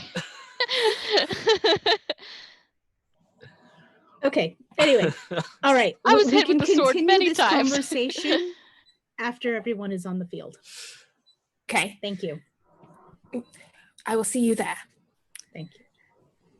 And she steps away from the window to carry on ordering her forces around. The army, it's starting to slow down the snowing a bit, actually, now. The sky is starting to clear a little. You can see that the sun is just starting to come up behind the clouds as the army is pulling up on the field outside, and with the queen and her generals at the head of it. And we will come back to this after the break. I feel like. And oh, sorry, I forget that I've got such a time delay. I was still looking for the name of the musician in the credits so I could answer a question. And yes, I will post that in the chat at some point. It is on the end of the video. Alexander, a surname I can't pronounce. Yeah, it's the guy who does the that's music. the guy. It's like essentially free for use music that's up there. The links to all of it should be in all the video descriptions on YouTube if you're trying to look for him. I will chase that up at some point. But yes, so where were we? Ah, yes. The elves have surrendered out of a mixture of fear and just being so done with this shit. Like, they signed up for war. They did not sign up for bears and clothes-stealing blue non-elves charging down the corridor. They also did not sign up for flying boats. They did not sign up for flying boats either, no. So yes, we pick up as as the elves have surrendered and are decamping from the fortress currently. Adair would like to walk up to Ira. You said you got on the boat, so I assume you're on the boat. So Adair's going to walk up and place his hand on your cheek and cast Cure Wounds at 2nd level. Thank you. That was rather fun. I think I'm going to take a nap. And that is going to be 15. Sweet.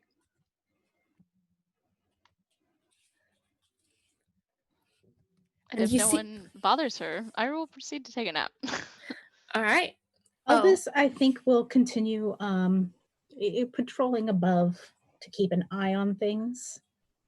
If anybody wants to be landed on the You see- ground. Someone who appears to be trying to get your attention and wave you down. One of the sort of people with they're waving a Yezebin flag sort of in your direction, like clearly trying to get your attention. I get closer, shouting distance to hear what they have to say. The Queen would like to speak to you at your soonest convenience, and would like a debrief of what happened to the fortress. They've surrendered. And we expected as much. Have you done a clean sweep of the fortress inside, or shall we send our troops in? We'll need assistance with that. All right. You go through the fortress, find anything that looks weird and magical. Don't touch it, but let us know where it is.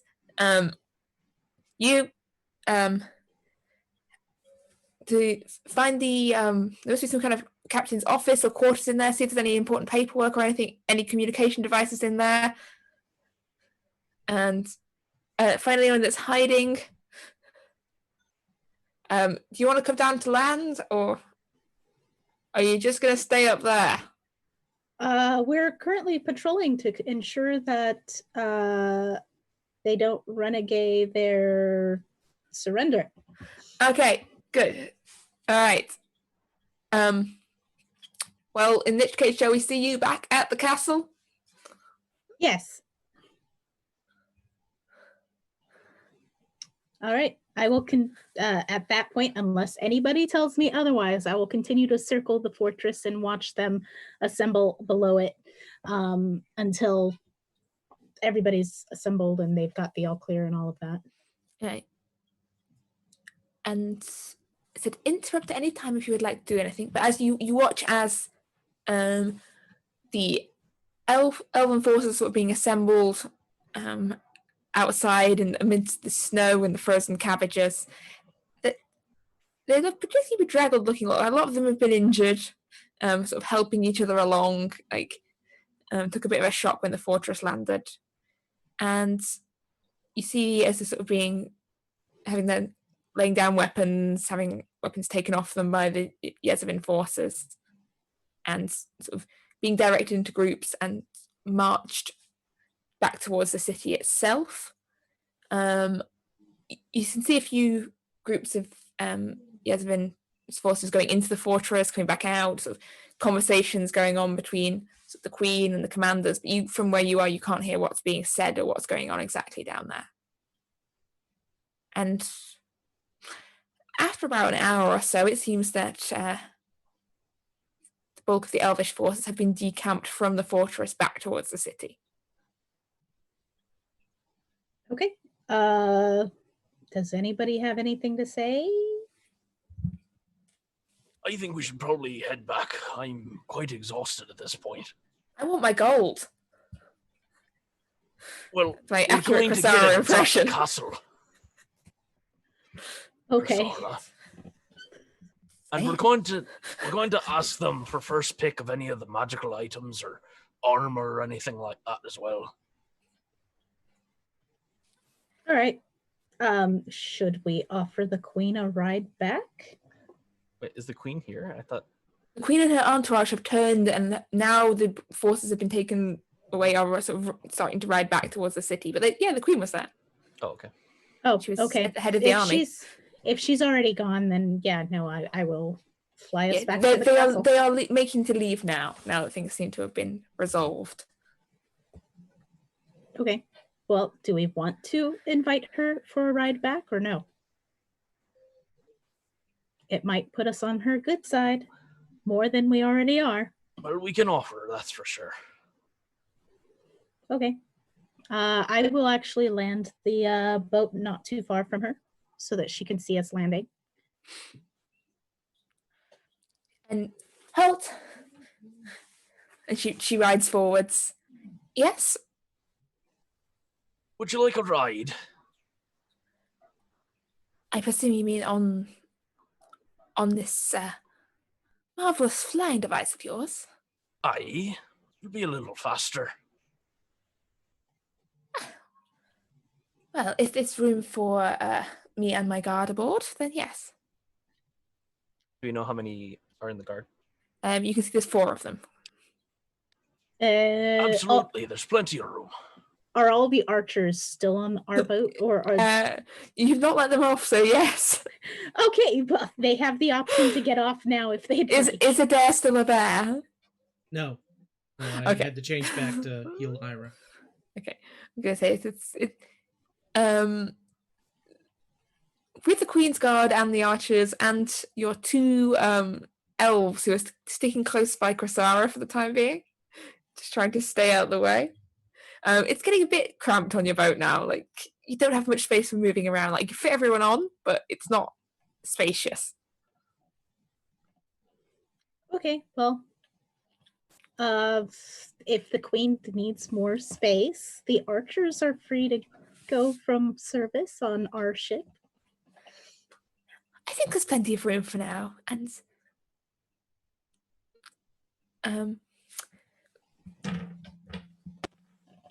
yes, they will stay aboard for now.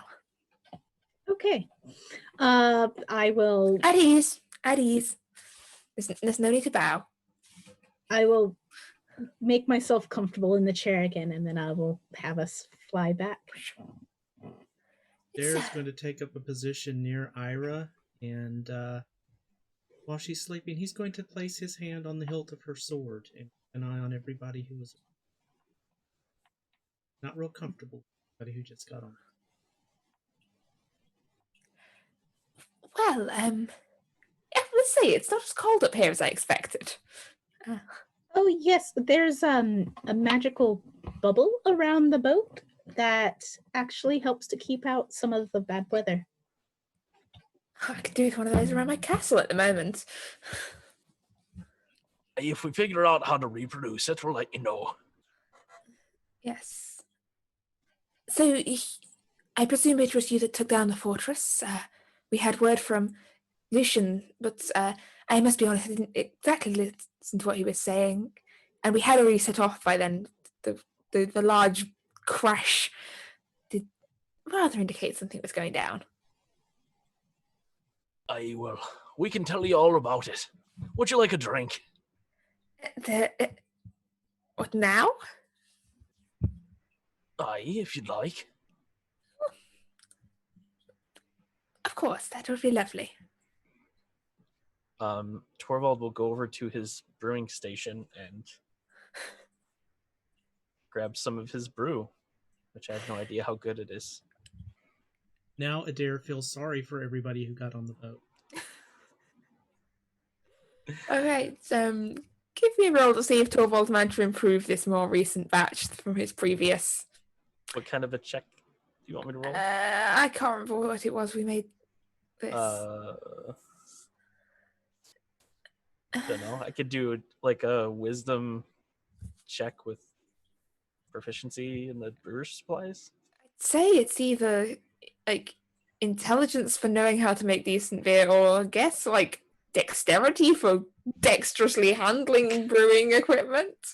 Okay, well, I'm terrible at both of those, so we'll just see what happens. Or I guess at least get proficiency. You got proficiency, yeah, you got proficiency. Right, oh, I was so close to a nat 20. It's gonna be a 10. It's okay. It's an okay batch. Torvald's gonna By taste Torvald it. standards, it is amazing. Torvald's gonna taste it, and when he realizes it's not quite up to par, he's gonna kind of scooch over to Aldous and say, "Do you think you could do your thing? It's better, but it's still not up to par." Okay. To the whole cask or just the mug? Whatever you think you can do, real quick. Let's just do it to the whole cask. All right. I will if he brings me the thing. Wait, do I have to touch it? That's the question. Do I have to touch it, or is it just by sight? I think you have to touch it, but it's pretty simple. Like if he lugs it over to you, so you're still sat in the chair. Okay, in that case, if he brings it over, I'll touch the cask and I'll say, make it tasty, and a little bit of like glitter will settle on the cask and seep into the wood, and it should taste better now.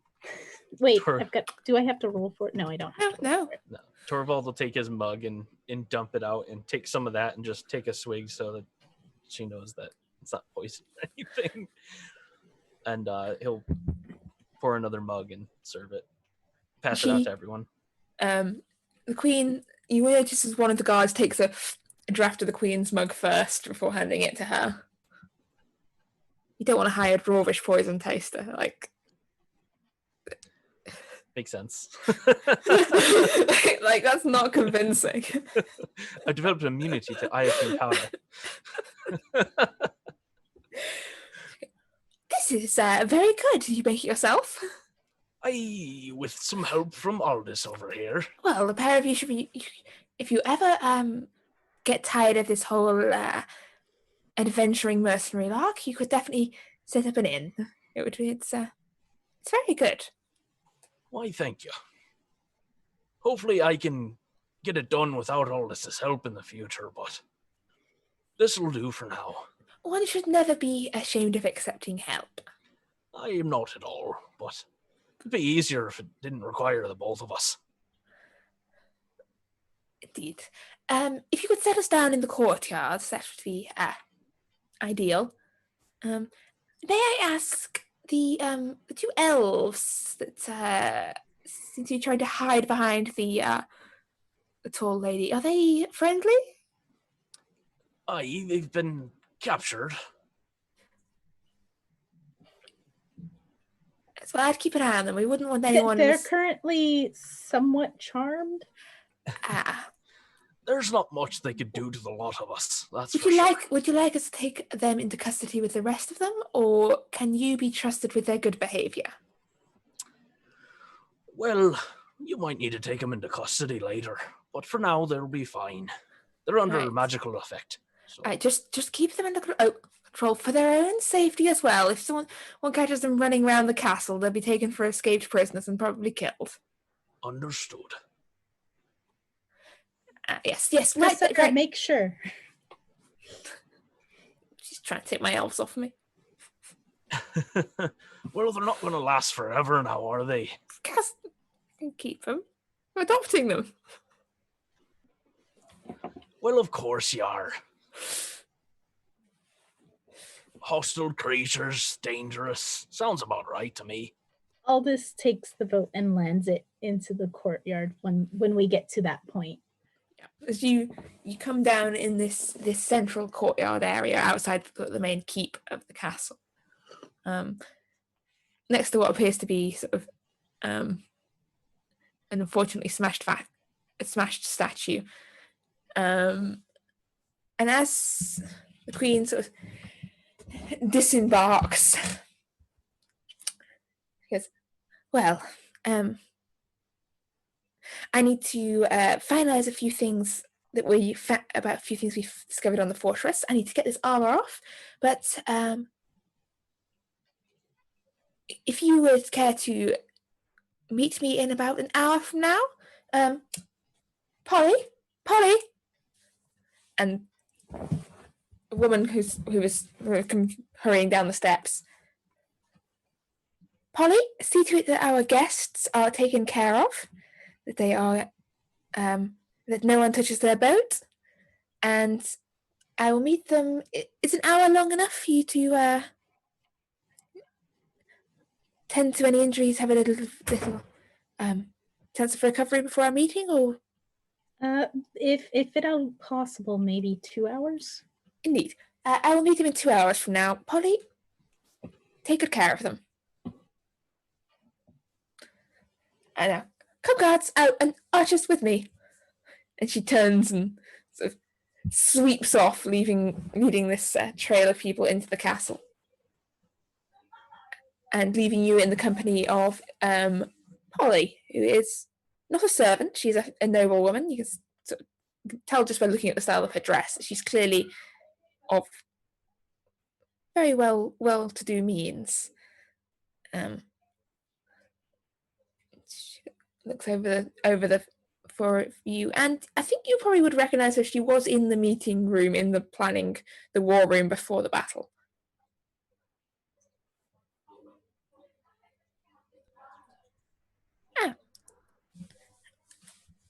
How may I help you?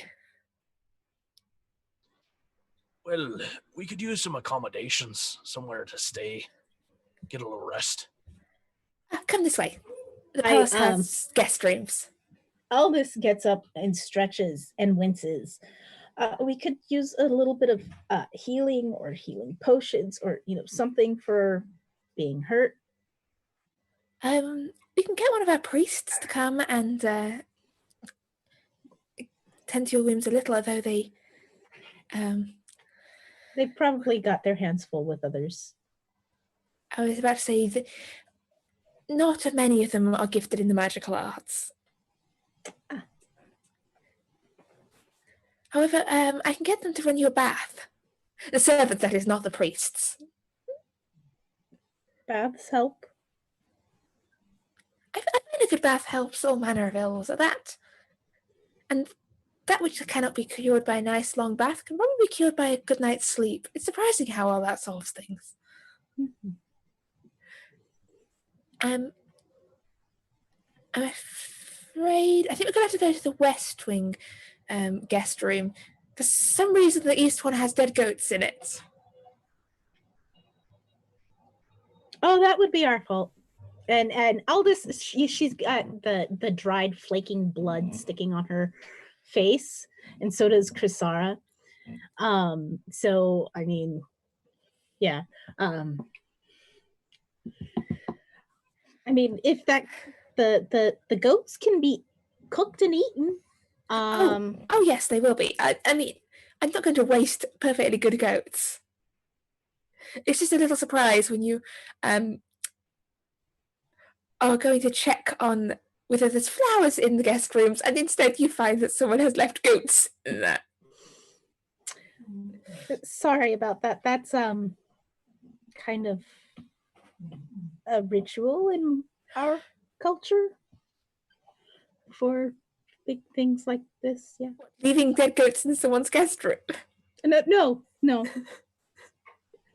The process of killing the goats.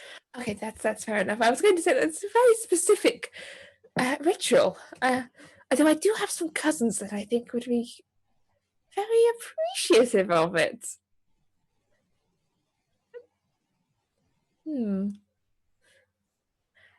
Anyway, follow me. So it's been quite the day, the city nearly getting invaded, castles falling out the sky. It's the second most dramatic day of Yezevin of the last couple of months. Why What the happened? second? A cult what tried to happened? murder the queen. It was a whole thing. I think we might have run into them. Well, at least Were they part of going on them. about the land itself and trying to summon demons? Yeah, that's in the forest that way. Oh, And there's more Aldous of them. is going to point in the direction of the forest that they came out of initially. Yes, they are quite vexing. The queen has been trying to crack down on them. Hence, What they do is they invite you in as a guest and then feed you tea that will knock you out, and then they kill you. They almost did that to us. These ones tried to stab me whilst I was at a coronation. Oh, I know, they ruined that dress. Now, come along, come along. So you're from Isfjell, is that right? yes. Well, Ah. most of us. I saw a play about Isfjell once. Oh, And what happened in this play? I believe, it was quite a while ago. It involved a woman who'd been kidnapped by raiders and then won them over with the arts of song. It was an Alan Rador play. Like, they don't always make an entire amount of sense. Everyone sings a lot. And I I believe there were fairies in it as well. I look at Chris, Sarah, and Torvald, and I nod. Sounds about right. Yes, and she shows you through to some rather sort of comfortable rooms. They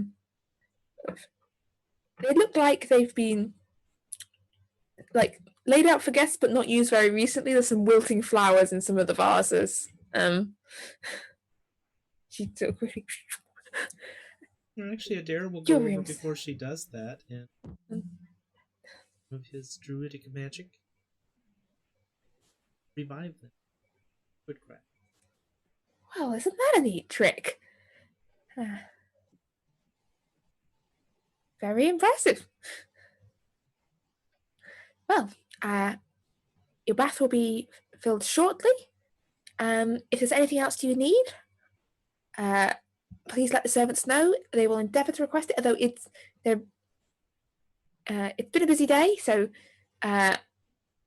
please don't ask for anything too ridiculous, or else they might run themselves ragged trying to actually do it. You are quite the heroes. I wouldn't call us heroes. We're just on hand for hire temporarily. Be careful using the H word around the queen. Yes, I know. You're quite the heroic mercenaries, doing things only for the manner of coin and also your own self-aggrandizement. Is that a word? I'm not sure that's a word. I'm not Anyway. sure.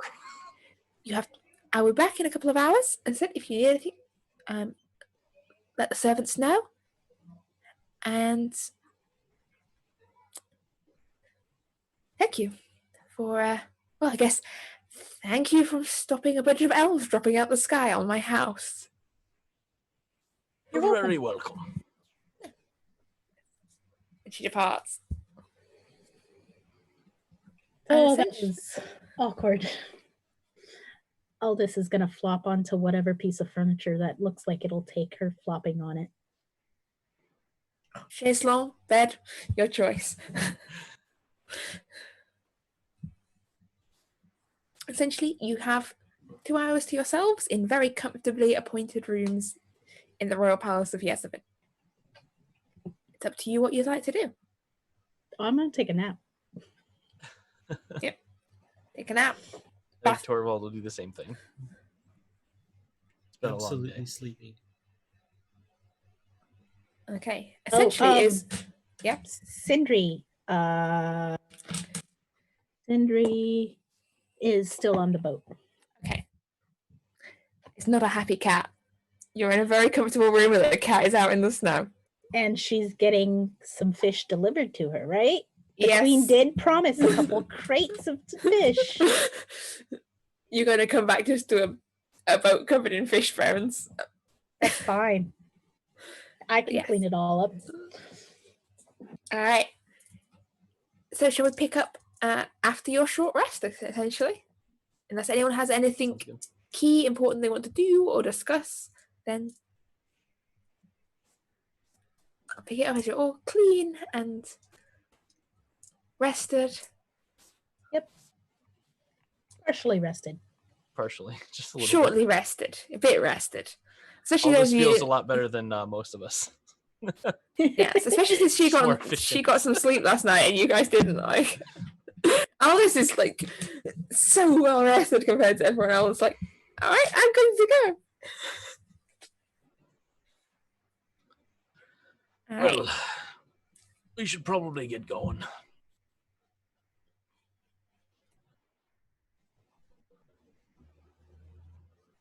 So Are we on? We're not in the same room, are we? Are we in different rooms? you have been given what appears to be suite, right? Two bedrooms and a sitting room. it is 3 bedrooms attached to sort of a central area. Oh wow, fancy. Yeah, fancy. It's royalty. I guess Torvald will kind of go into the common room and just kind of like sit down and wait for everyone else to emerge. Aldous emerges from her room, the room that she was in. She doesn't have any blood on her anymore, and she had, cleaned her clothes and everything too. So, if anybody needs help cleaning up, I can help. I think we're just fine. Are you feeling better? A little bit. Well, that's good. We'll get more rest soon. We're either in a dare. And So I slept the entire time that we've been doing everything. So is that a long rest or just a short rest for me? Short rest. Great.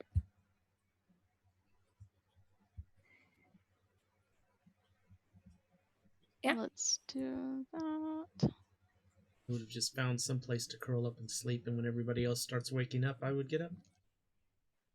All right. Adair's in the rafters. Yeah.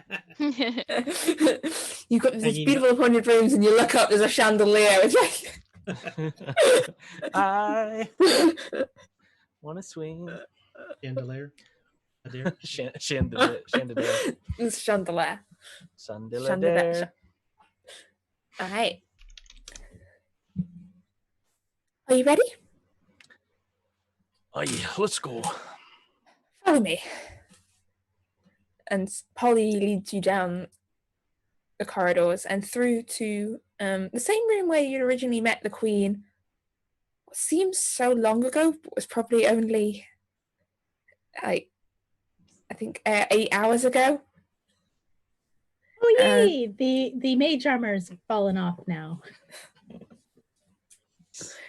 And you see the Queen sat there, a couple of guards standing by the door.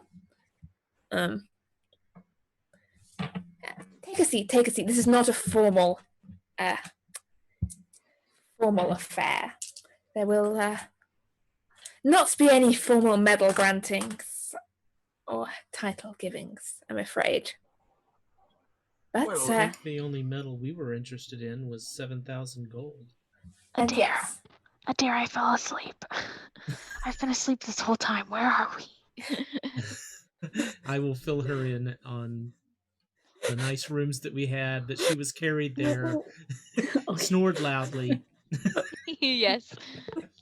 And Perfect, thank you. Torvald actually made some brew that wasn't half bad. Wow. It was only a quarter It bad. was precisely half good. she drops this bag down on the table,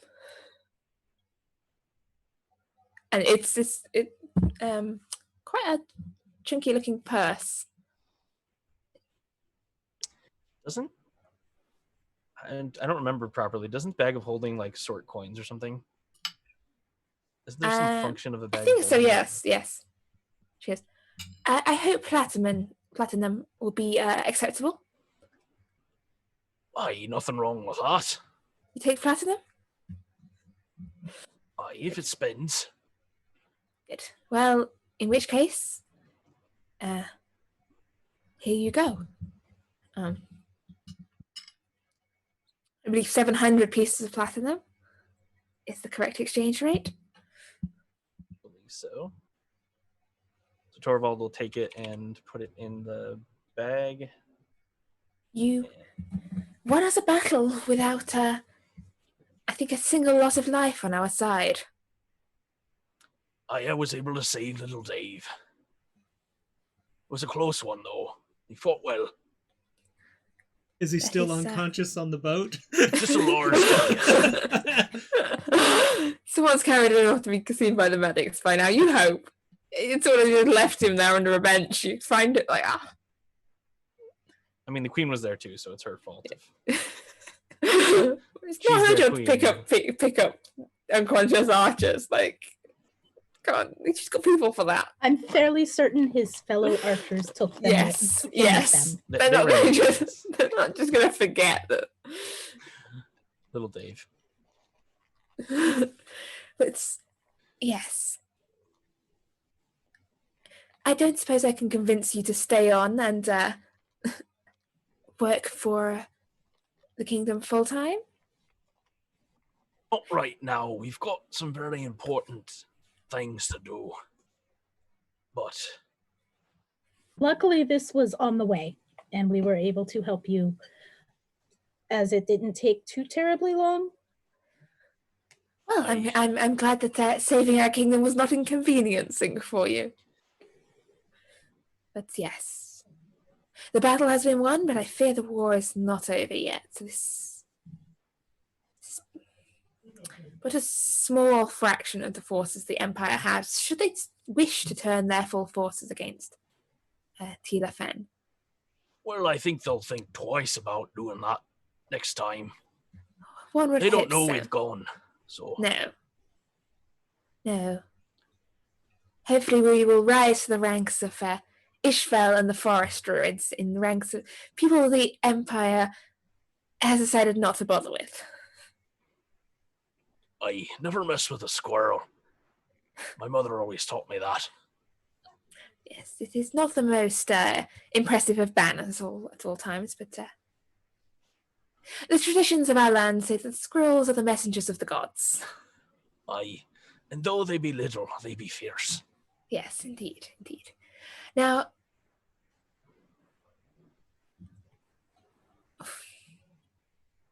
Oh, one more thing. yes, If you found anything useful that might help us on our journey, we'd like first crack at it. Any magical weapons or armor.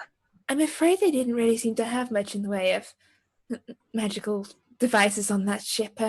Apart from the engine that appears to, I think that's what they called it, that appears to have been smashed. Nothing really that stood out, no. Do I think she is telling the truth? Make me an insight check. It's going to be a 22. No, she is shady. Like, she is hiding something. However, we did find one thing. I'm not. She pulls out a pen and a piece of paper. This pen appears to be some form of magical communication device. Or at least that is what those more arcanely talented than I believe. But she lays the pen to one side. What is more interesting is this message we dug out in the captain's quarters when we did a full look round through the wreckage. It's only a little bit bloodstained. And she pulls out this note and lays it down on the table before you. I think it is about you. And I'm just going to drop it in the chat, and either one of you can read it out loud, or I can read it out loud. And I will drop it on Discord as well. So she passes this note over onto the table before you. And you see it's written in very neat, even letters. Alderan, don't kill them. We need information. Permitted 20,000 gold for hire of crew. 50,000 to buy boat. Cannot teleport today. Hold attack. Signed V. What is that supposed to mean? Well, I was rather hoping you would have some idea, seeing as I would expect that the boat in question is your boat? It seems like it. 50,000 seems like a lot for a normal boat. Well, also, it was a note that seems to have been given to the captain of a flying fortress several miles inland. I'm not sure how many other boats they are expecting to encounter. Aye. Does it mean anything to you? It sounds like that whomever wrote this to their captain was thinking about hiring us, maybe? Adair will turn to Ira, who is still wearing the captain's uniform. Mom, watch my feet. Well, Captain, does it make any sense to you?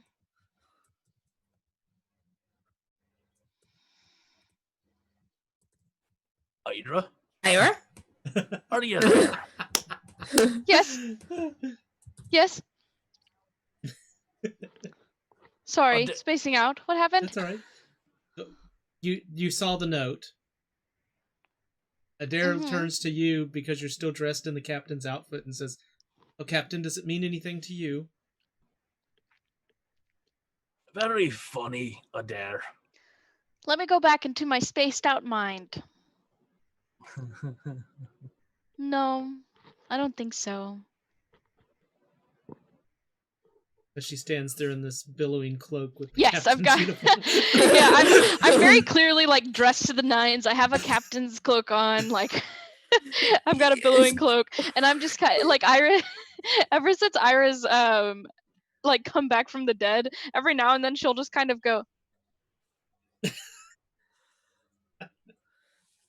Like in her mindscape, just trying to like remember how her brain works. Get eaten. Torvald is going to look equally empty as he attempts to remember if they know anyone that would be referred to as V, or maybe had a name that started with V.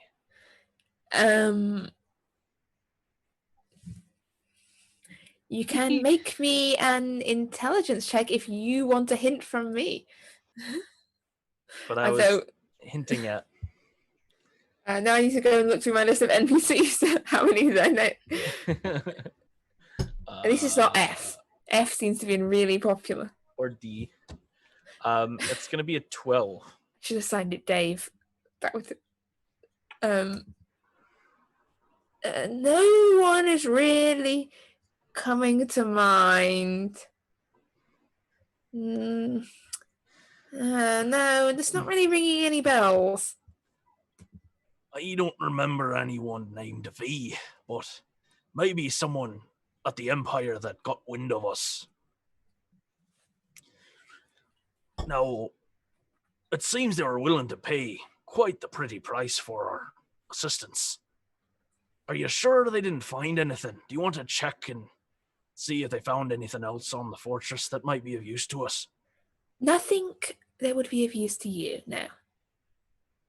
Because we are trying to save the entire world. So you say. Aye. Though what threat is going to destroy the entire world? It's A not war clear. between the Gith and these things. You're just saying words and making gestures here. I don't know what a gif is, and I don't know what a is. Well, look into my eyes. Do you think I'm deceiving you? We don't really know what any of those things are either, to be fair. While everyone is having discussions about this, first off, who has the note in their possession, since one of us read it? Do we have it, or is the Queen in possession? You have it if you want to have it. Okay. And Adair would like to kind of make his way over to where the pin is, if nobody's paying attention. You want to make your way over? You can sleight of hand. You can try and sleight in hand. Yes, Torvald, I want to make my way over to where the pin is. You can, if you're trying to steal it, you can sleight of hand it. Not exactly my best skill in the world. Or if you're just trying to edge over it to unnotice, I guess it's stealth. But I mean, Either one would be about the same capability for Adair. I'm gonna say sleight of hand seems Great, you're not trying to sneak up on them, hand. This would have to be a nat 20 to be any good at all. So. I fell miserably. I probably trip on the way over. I got a 3. Ask before touching things. I think it would be best if I kept it in my possession for now. Oh, I just wanted to take a look at it and see what kind of material is it made out of. Do you mind? I promise I'll give it right back. I will be keeping this for now. I believe it is best that Tilaven has it as a means of communication with whoever sent this message.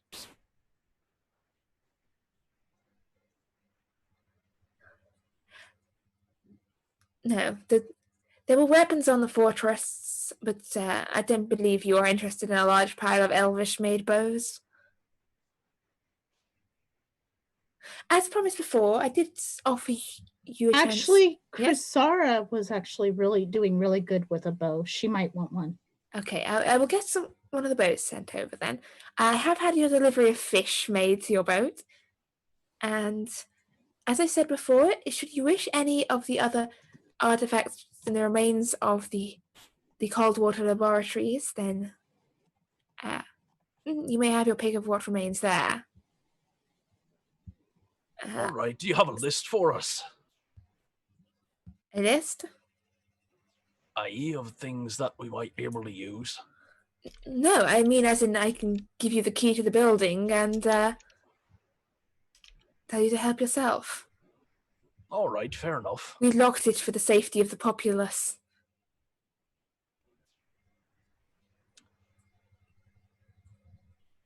For the safety of them, as Some of the- far as the things are dangerous, or you're worried what they might do with them? Both. Some of the devices are on the unpredictable side. Bags that eat your hand, bags that never give you back what you put in them. Necklaces that explode without warning. The bags that eat your hand, we call those chails where I'm from. Yes, chails. Yes, well, there are several chails in there. Unfortunately, they are not being distinguished necessarily from the ones where you store things in. Yes. So it's a gamble. It's a gamble. We decided we sent a few people in there to try and solve issues or things, but after the last of the people who worked there died, we were no longer able to tell what was and what was not safe.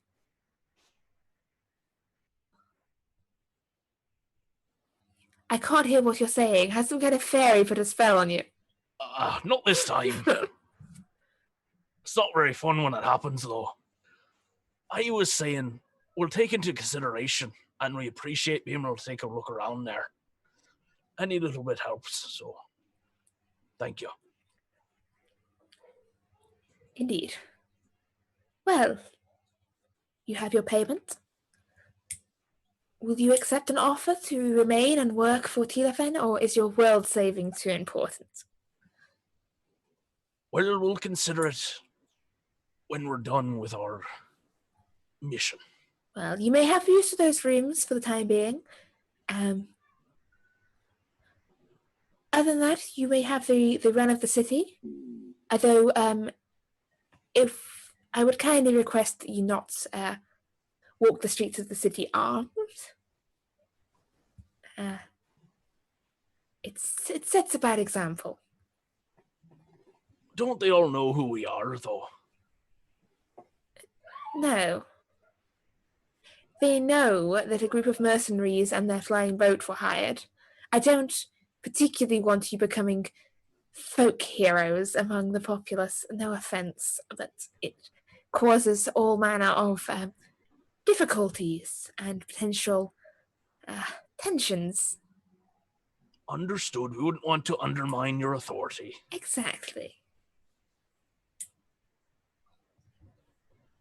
And this is a warning. If I catch even the slightest whiff of you attempting to undermine my authority, work with my enemies, or involve yourself with either the Order of the Radiant Blade or the Circle, then The circle. the Circle. They are, that's what, they call themselves a Circle of Protection. They are a bunch of insane cultists who seek to... Oh, they're the ones from the forest. Yes, I think they are also in the forests. Then you will be expelled from Telefen. Well, you won't have any trouble with that. We've already taken out like a third of that cult, so you're welcome. Good, thank you.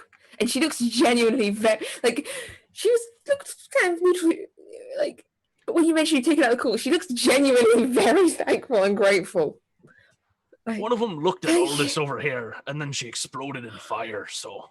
Look, if you would like to hunt down cultists at any point, please do. They are a plague on our nation. Demon-worshipping, soul-selling cultists who... It's... How can you trust anyone who who gains all their power from some entity you don't even know, like, what their aim is? It's... terrible. Torvald just kind of darts his eyes around the room. Looks over at Aldous. But yes, anyhow, as I said, you may stay in the city for as long as you need. Are there any shops with finer goods? I'm assuming you don't mean nice clothes. No, more practical things that would help us on our journey. There are occasionally Carisian traders down by the riverside who will sell more unusual goods and items. Other than that, as I said before, the betrayal of my wizard, we had the laboratories. We made our own artifacts. But if it's high quality armor you're after, there's I can't remember his name. There's a dwarf with a workshop down in the city who makes some very nice things. That makes sense. I have his Most name dwarves. somewhere, but it's just written down somewhere. It's in my notes. Probably Dorm or something. Fortald. No, not Gorm. No. Well, thank you for your hospitality. We'll be taking a rest now. We're quite tired. I can only expect. Your boat will be safe in the castle courtyard. I think it was best than leaving it there on the city green, where it might draw unwanted attention from passers-by. You would not want to find your boat graffitied. Aye. Be quite the waste of paint. Especially with Aldous over here. Be gone in a jiffy. So you're all users of magic then? No. Not Kasara.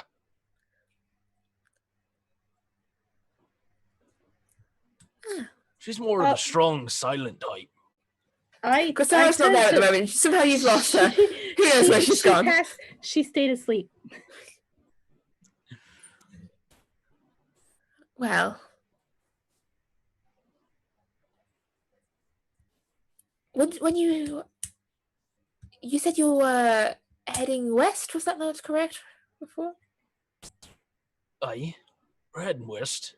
Yes. If you need assistance, my scholars will be happy to source you some maps of the lands immediately west of the Astera Mountains.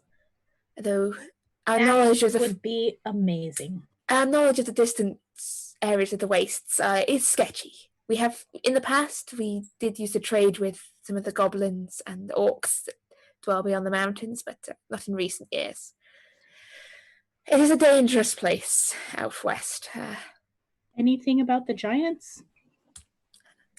The giants rarely stray this far east.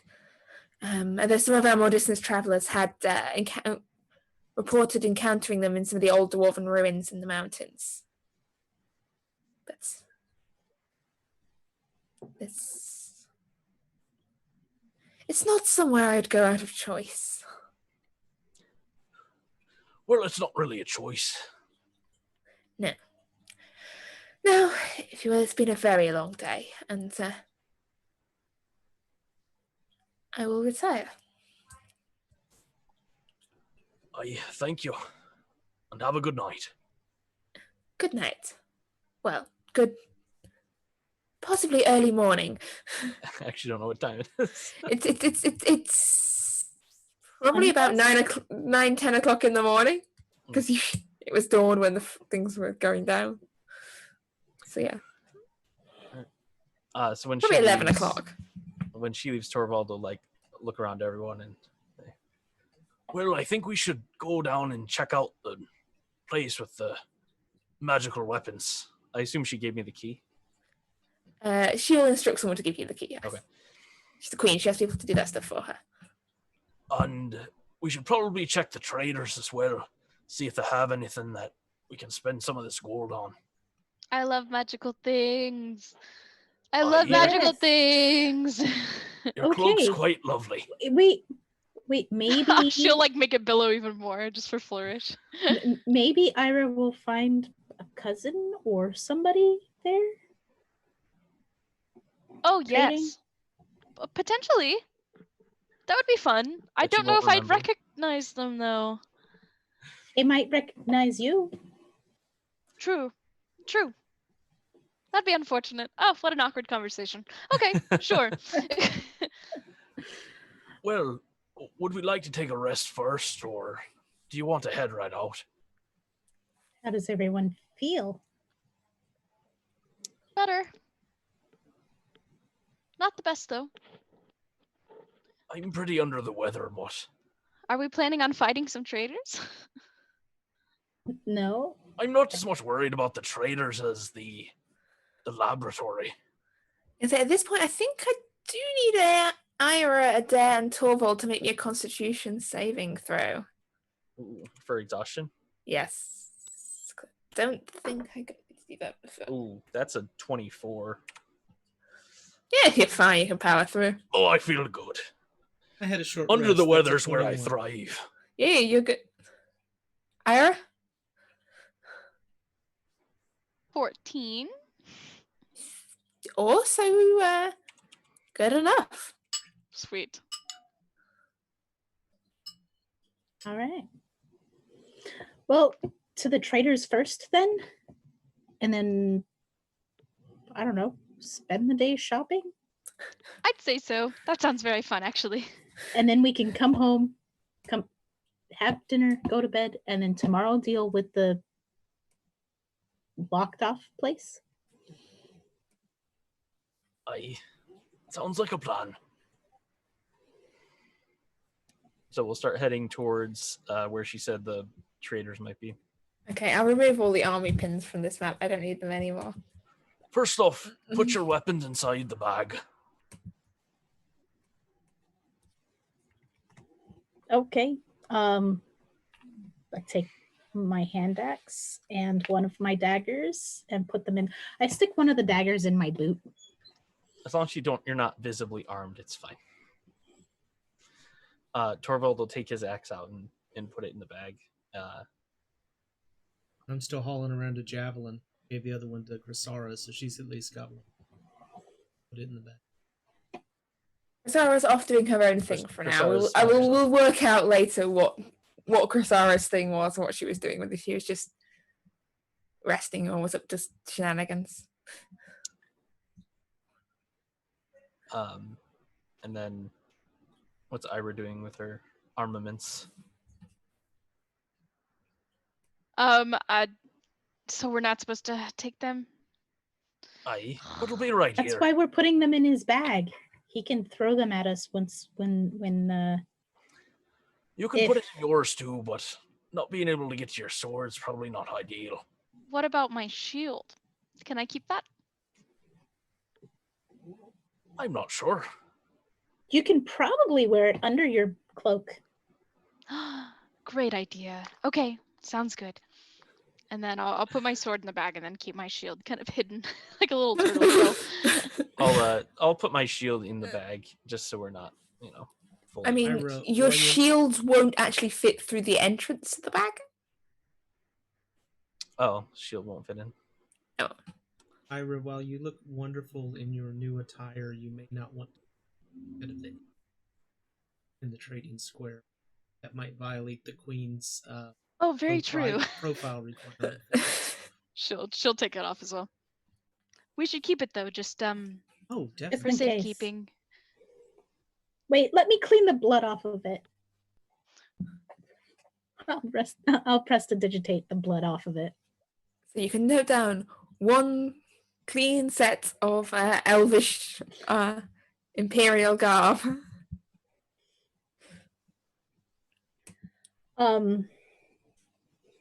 I guess we should probably look at maybe getting clothing that's more appropriate for this area.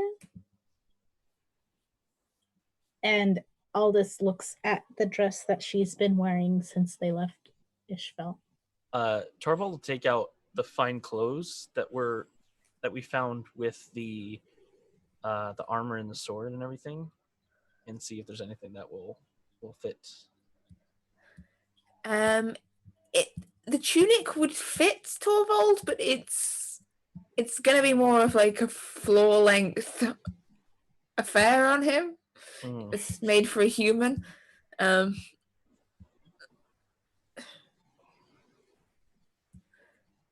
So yeah, it's human made clothes, so it'd probably fit not particularly well on a dare. It will fit on Torvald, but He'll pass it out to Ira and Aldous, Yeah, so it would whatever clothes are available. I don't know how many articles of clothing it was.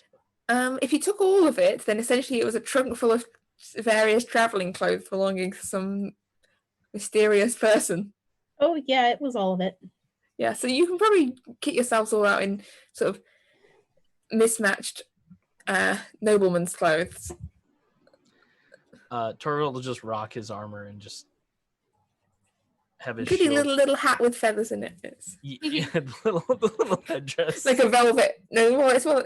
Oh, is Torvald still wearing his spider climbing his one. Lolth priestess? He'll take that out and put it in his bag because that seems a little suspicious. It's notable. Like no one is going to forget the armored dwarf walking down the road wearing an ornate But spider an headdress. unarmed dwarf cleric is a little less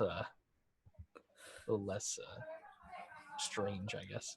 Ira will put on as many noble trinkets as possible.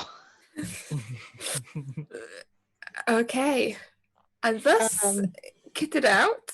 And she still has her cloak on. Yes. Cloak, plate, and then like a bunch of jewelry. Okay. So, This doesn't change. and Adair? There wouldn't be anything in that would be to his. Okay, so the four of you very unremarkable looking people head out into the early afternoon of the city. And as you head down from the castle, you can see not all the shops are open, but quite a lot of them are. Like some people seem to have taken city almost being invaded as an excuse to, have a day off. But quite a few shops are still open. You pass bakeries. My mind has gone blank for names of shops now. Butchers, candle shops. Makers, stick makers. So essentially, if you wander around the city, what are you looking for in particular? And let me know. we're gonna head towards the traders, but I guess if we found an alchemist, we'd probably stop in there. And also the dwarven armorer, maybe. Yeah, the guy whose name I've got to now look up. Or give him a new one. Definitely not Gorn. Not Gorn. That's the one that's No. definitely not Gorn. Yeah, I know exactly why it's not Gorm too. There are other dwarves out there called Gorm, but Not in this. They probably, if there were They've any changed their left in name. this city, they changed their name. Man, I should have named my dwarf Gorm. the queen was like, nope. One was enough. The Gorm Irish ship would be Gorm with the Wind. Oh. Yes, you so yeah, you want to go to the armory, you want to go to look down by the river where they pointed out where there would be like Carisian traders and stuff coming in, and look for some sort of apothecary. Sure. Which would you like to do first? Traders. We'll go try to find the traders if we can. Now, just so you know, I'm the only blue person in my family. So, we're just looking for humans, which I know is hard to find. What's your family's last name or surname or anyone in particular? Stratus. Stratus. Okay, is that the name of the company? No, the company.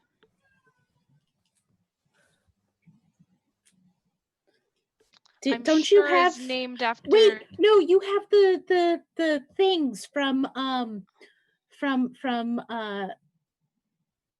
The expired vouchers. yes, the vouchers. Expired travel vouchers, essentially. That should have your family information, right? It was from your family. You said so when we found them. Yes. Yes. Yes, well, let me try to get them. And then I will look into my bag. Make me and persuasion say, check. hello, Mr. Bag. I need to find out what the name of my family's company is because I died. Let's see. That For anyone that's is- new, she died and now she's been revived, but does But not my have all brain of her was memories. eaten. Because her brain was eaten. Okay, I got a By an 16 intellectual on knowledge. persuasion, actually. Bag will open. Like, Excellent. Okay. And then I will rummage around and look and look and look and look and look. And Ira will try to go through her Google Docs. Full Sales Trading Company. Excellent. Okay, great. You find yes. Okay, here they are. a voucher giving you travel on a Full Sales trading ship. Don't they have a university or something? I suppose. I don't think my family would be very good at teaching because they kind of only know one thing. But if you want to know that one thing, they could probably teach you really well. I don't know if Tiss understands the joke. I It's a university. don't think so, yeah. It's an online university called Full Sail University in the U.S. Mhm. Oh. I didn't name the trading company. No, that was my fault. and I actively I wrote Full Sales and then I went, huh, all right. We'll ignore that.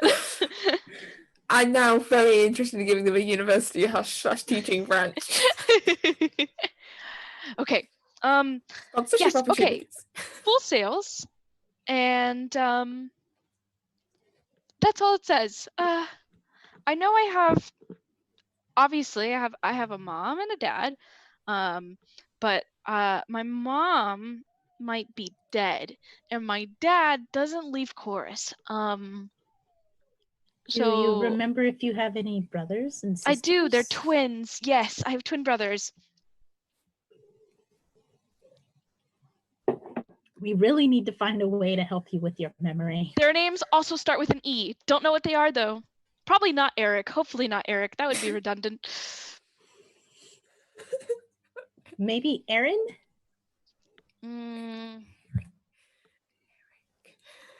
Aaron sounds close. Elren. Elroy? You're Edwin. Edwin's one of them. Edwin. Yes. Okay. Edwin's one of them. He's the funny one. And then and then is Crisara with us? No. No, Crisara is Missing. missing. Ah, okay. And then Urian. Edwin and Urian. Edwin's the funny one, and Urian likes to hit stuff like Crisara. Is he an elf by any chance? No, both human. I'm the I'm the blue sheep of the bunch, unfortunately.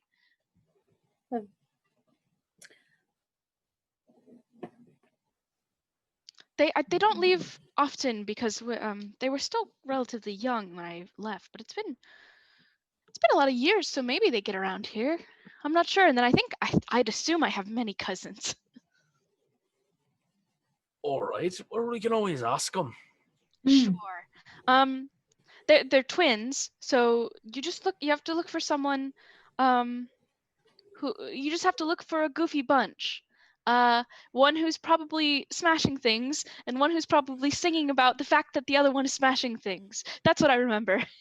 They were fun to grow up with. Very terrifying, to be honest. That's why I was on a ship most of the time. All right. So as you're having this conversation, you've wended your way down through the city until you've got down towards sort of the river, and where there are a couple of boats drawn up to the river, and also a row of more unusual looking shops. Wait, before And we go close. We're looking for someone that's singing and someone that's smashing things. So Yes. Simon and Gallagher. Yes. Wait, so before we go close, can we divvy up the money so that we're not just going all, hey, Torvald, can we have some money to buy things? Well, I like the sound of that.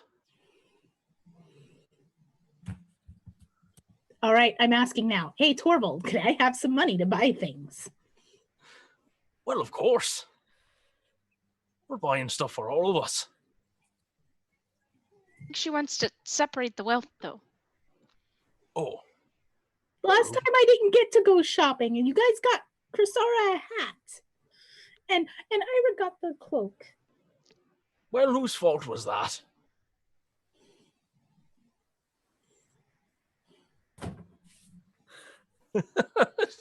So grumpy. Pout, pout, pout, pout, pout. The teenage eldest comes out. Just divvy out the Albus. coins. Torvald. Starts crying. Torvald to give, I guess we'll just do like 100 platinum to everyone for now, just to make it easy.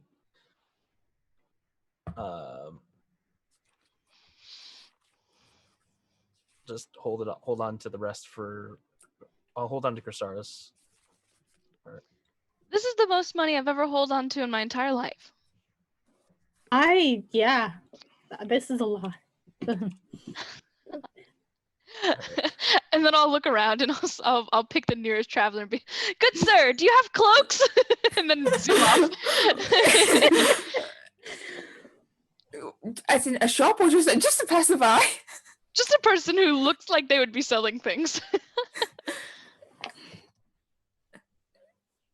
So the nearest shop says Maria's Exotic Goods. Yes, perfect. I Go will a few different follow ways. Ira. I will go with Ira. Cloaks. Sure. And you see behind the counter, you see a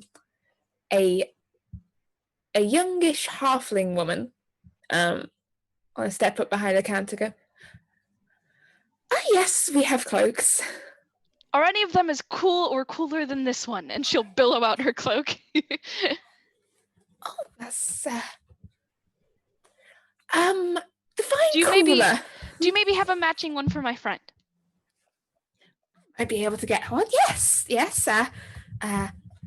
We got one came in on a ship last month. Last time we had a proper delivery of items. Well, I can go check in the back if we still got it. Sure.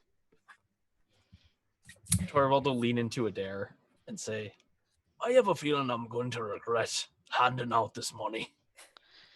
Aldous, we can both be superheroes. Well, Torvald, I it's like not your this money to idea. hand out. We all earned it. And Adair is going to turn to one of the sales ladies and say, is there an orphanage or widow's home in the city? My shop? No. If you're looking for... I said in the city. Oh, in this... I know. There's an orphanage up in the north of the city. Next, just across the road from Magic and Minstrels. Magic and minstrel. What's that? Bards. Bards. Just theatre company. Ah. Theatre company, bardic school. What do they take in young people and teach them what they claim to be very useful life skills.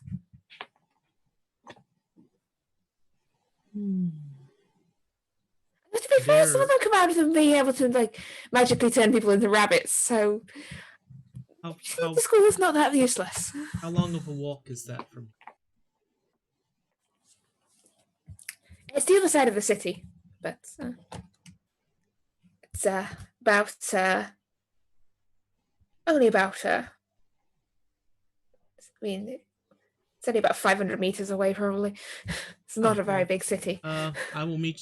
We know they're going to be shopping for a little while. I'll meet you back here.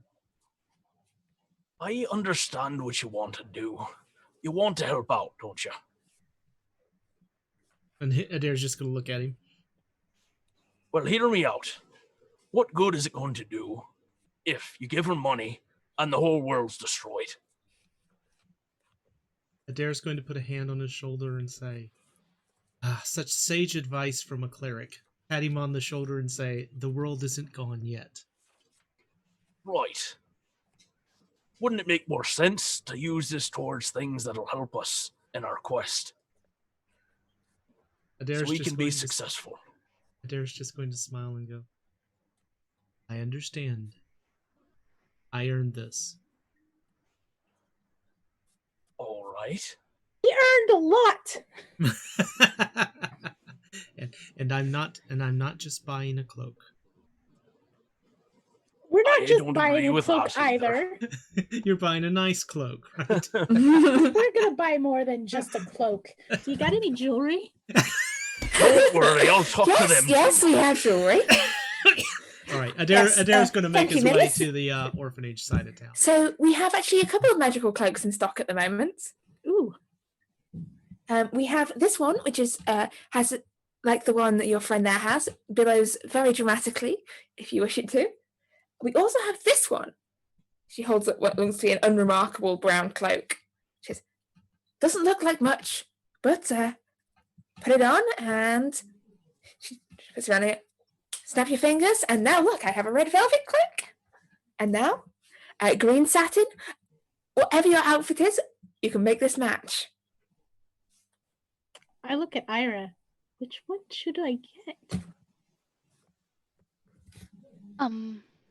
Whichever one makes you feel the coolest. How much are these exactly? The billowing one is 100 gold pieces, and this one is 150.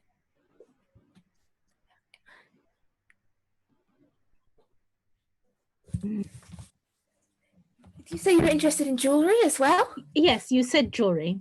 I said jewelry. Jewelry.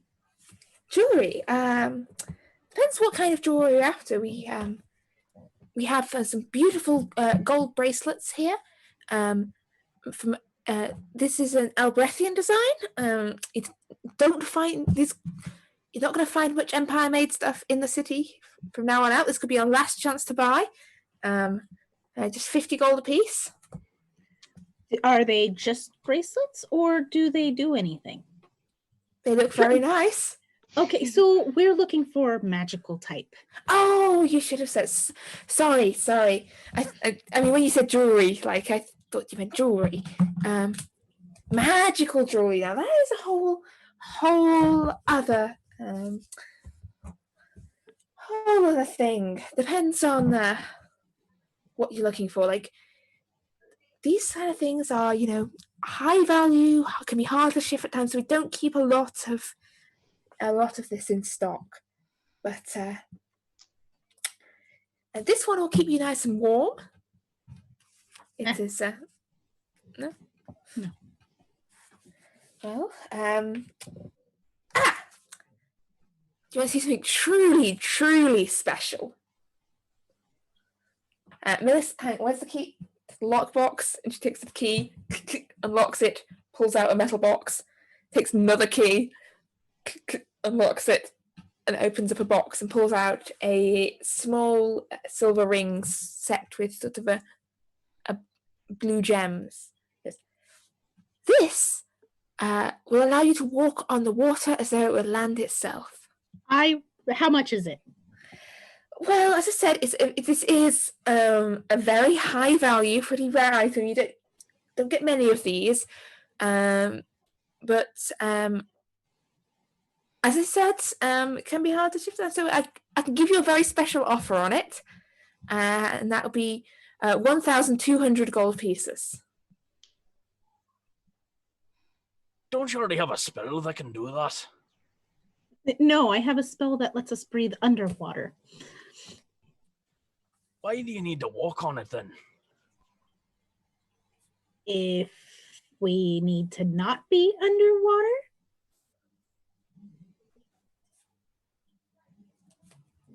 That seems like a pretty narrow situation. If I forget to cast the spell in the morning? What I like to do when I shop is I go and I look at all of my options and then I decide what is the most worth it after I've seen every single thing in the place. Oh, that's a good idea.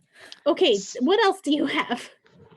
Specifically, you're only interested in magical stuff because it's got some beautiful jewelry, some lovely ceramics, a matched tea set that came from Tan Shi. Do you know where I could get a sword that does cool things? Which is weapons you're after? I think Kylie Stratus sent his shipment down the road to Who? Reva's shop. Reva. What was the other name that you said? Kylius. What was the last one? Stratus? Fascinating. Okay. Hey, we kind of need to go there like immediately. Okay. This was 2 months ago. Oh. This is the last shipment we had come in from Karis. How often do you get the shipments? Every few months. Okay. Is it regular, like every 2 months? Or is it every... It's regular in the summer, not really at this time of year. Mm-hmm. In the summer, we get a couple every month, but the weather's bad at the moment for shipping. Midwinter drawing near and all that.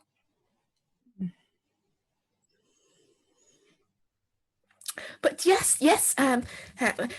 What else do we have that's magical? Anything. Magical.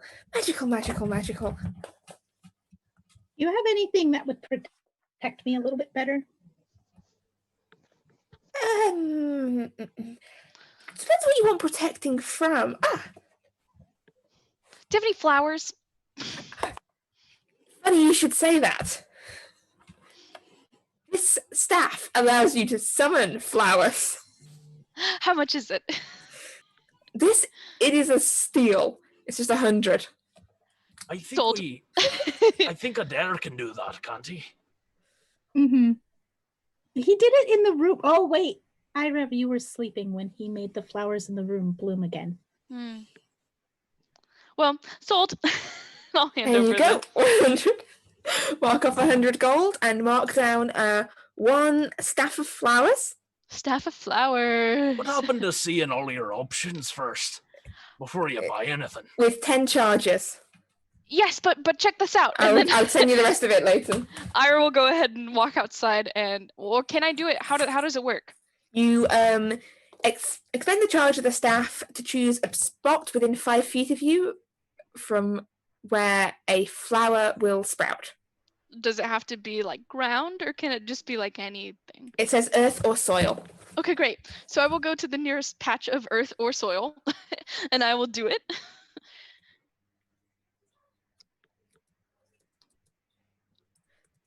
What kind of flower would you like? Ooh. Basically, what kind of flower would... A yellow one. See, a daffodil sprouts out between the frozen cobblestones and ground. Perfect. Okay, and I'll pick it, and I'll run back inside, and I'll give it to Torvald. Adair might be able to do it, but I wanted to do it for you just right now. I certainly appreciate it. But this here flower cost you the wages of probably 100 people in this village. Town. It's okay. I can get you 9 more flowers too, so it'll be worth it. All right. Thank you, Ira. You're welcome. Miss, what else do you have? You have the Put in your 2 ears. different cloaks. You have the ring. You have... I have this orb, very useful. Have you ever been disorientated, wanted to know how long you've been somewhere, how long you've been lost in a forest, perhaps? So this will let you know whether it is morning, afternoon, evening, or nighttime outside of where you are currently. It doesn't give any more information than that? No? Does it work when you're in the Fae, by any chance? It only works on this plane of Earth, as far as we know. We've not So tested it anywhere else. So it couldn't tell us how long we've been in the Fae. No, I mean, people don't just wander into the Fae, right? Well, I mean, we've not I'd be tested surprised. Mm. We haven't tested it in the Fae. Neither have we tested it in, the pits of hell or anywhere else. No, okay. This one tells you which way north is. That's called a compass. Yes. Okay. We have one last thing. This is marvelous. We got this cold water laboratory made. It is local made, local sourced, and she puts down a plant pot. Now, I know what you're thinking. It's just a plant pot, nothing special. But if you plant something in this plant pot and leave it for 30 days, it will then be sentient. You will awaken it. That's actually a little bit scary, and I don't know if you want that in the public. You see, she turns it upside down and stamps on the bottom. You see cold water laboratories. See, made here in Yazavin. I got it off a very reliable supplier. Well, that's certainly interesting. Okay. Look, I'm going to be honest. We mostly sell novelty items. You can tell.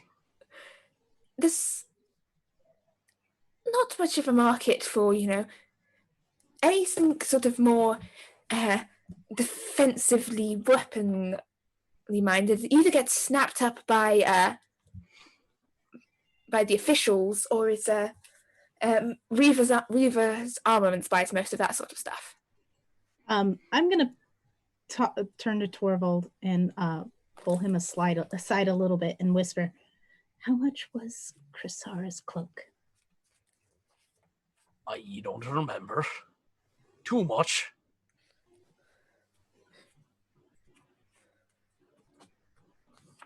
Are you talking about the hat? Cloak. She has a cloak. No, I meant Ira's cloak, Oh, not the hat. I don't remember. What about it? How much was it? The cloak? I thought we got it for like something insanely cheap or free. Oh, we might have got it like with in a deal with Yeah. You traded it for most of a dragon. dragon parts or whatever. Yes. Also, it's a hat that someone's rats. Like, I think they Yeah. wanted to get rid of it. So those 2 cloaks. What was it you said? 100 and 150? Yes. How about for both of them, 100? As in 200 for the pair? As in 100 for the pair. Make me a persuasion check here, but I don't think. And then we'll go over to what Adair's been up to.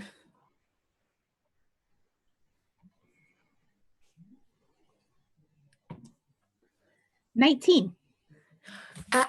200 for the pair.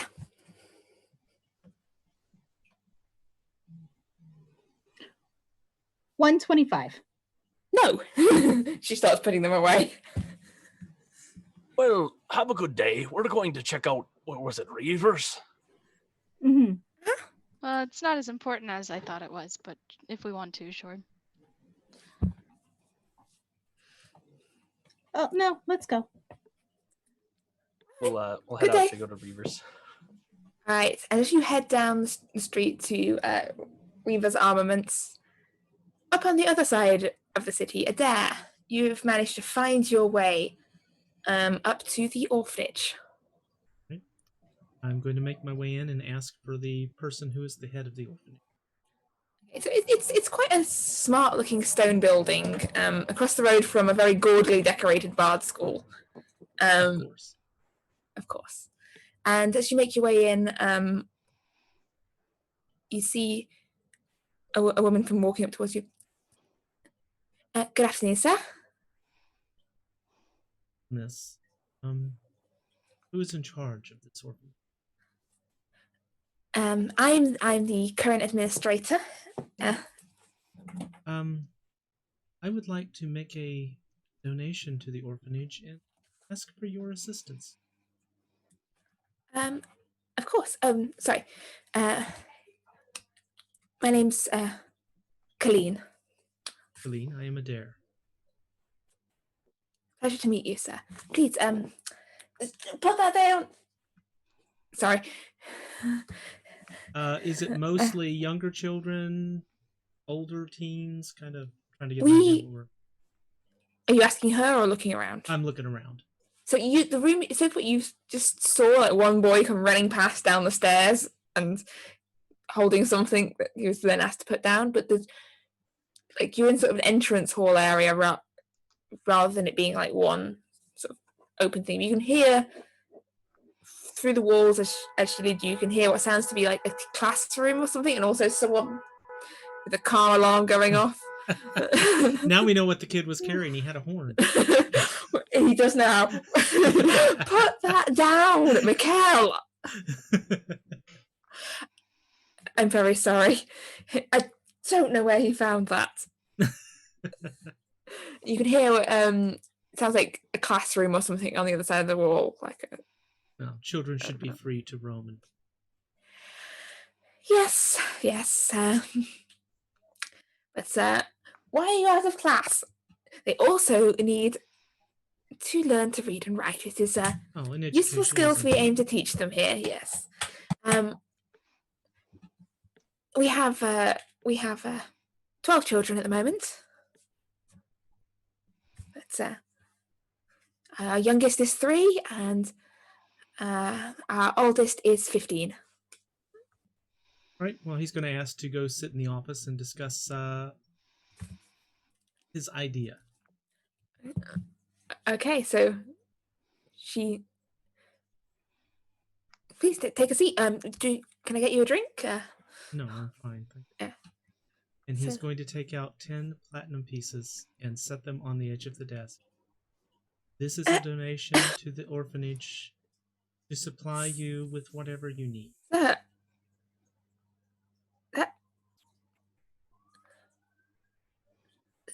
That's a lot of money, sir. He's going to take out another 5 in his hand and say, and this is for your assistance and the assistance of your orphans in a small task that I need. It is not dangerous at all. And he'll set it down. They are children. They are not Of course. They are not mercenaries for hire. No, but I'm sure they make their way around the city at various times, doing chores and doing things, and they hear things. And I would like to know if they hear anything of a family named Stratus. And I want to know Stratus immediately if they doesn't turn sound up in the particularly city. Fennish. Do we have anything else to go on these I will tell them everything I got Stratuses? from Ira. Stratus various, yes. I will What's tell the them plural anything, of stratus? anything that Ira told me that would help You see her. describe them. Okay, sorry. So we're looking for some people who look human, who look like people, and they're twins, and also. Okay. Well, I will. I can put the word out. Yes. And they have not done anything illegal, but this is for a friend looking for family that they have been separated from. I would rather it not come to the attention of the authorities. Of course. I mean, one has to be careful what one brings to the attention of the authorities these days. Absolutely, and I mean, You I'm don't want to sure be the that- next one being I'm sure they would executed. be suspicious where the orphanage suddenly came up with this much money. So you are welcome to tell them that it was a gift from some visitors from outside the city. Well, thank you, sir. I'm sure I will be able to put it to very good use. We've got new clothes to buy, new shoes to buy. Thank you. And where can we contact you if we need to get this news back to you? I will have someone check. Okay. Thank you. And she looks around and she lowers her voice even there's no one else in the room. If you're trying to find out information, there's a woman they call the Queen under the streets, the Mistress of the Hounds. Her people, well, they literally have their base down under the streets, but if you go to Dave's Men the Drum, just up the road, and ask the barkeep there, he can direct you to her people. They know a lot and they hear a lot, and if you get my drift. I will take another platinum piece and put it right directly in the palm of her hand and close her hand around it and say, thank you. That's the kind of information I'm... The woman you're after is called Colchis.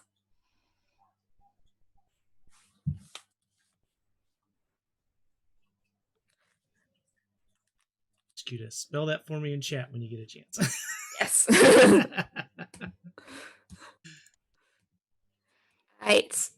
Meanwhile, back down in the surprise shopping episode. Surprise! Thought we were going to take a long rest. Everyone knows what DMs love are shopping episodes. What DMs love even more are unexpected shopping episodes. So yes, you head over to Reva's Armaments. And behind the counter you see a male dwarf. Right, I've got to get my dwarf on. Get your dwarf on. Get your dwarf on, girl. Just pulls out a matching beanie with beard. Oh, you're so good, but sadly no. Morning. I mean afternoon. Aye, greetings to you. Mm.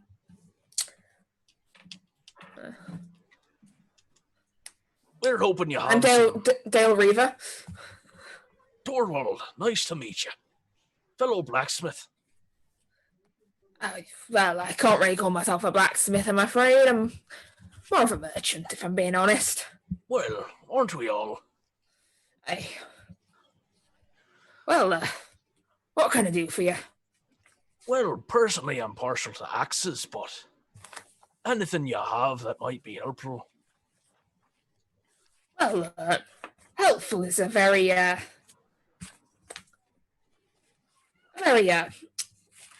mixed word. I presume you mean helpful for, cleaving someone's skull in half, but... Aye, or preventing yours from being cleaved off. Aye. Look, I'm just being careful because I had a whole conversation with a guy the other day who was looking for a wood axe, and yeah, it got awkward. Well, just to show you what I already have, And he'll pull out his axe and kind of show it. this is what I'm working with right now. It's alright. I mean, I've seen better if I'm being honest. I know, made it myself. Oh, I'm sorry. I mean, it's a good axe, but look. Well, no one asked you. Hey.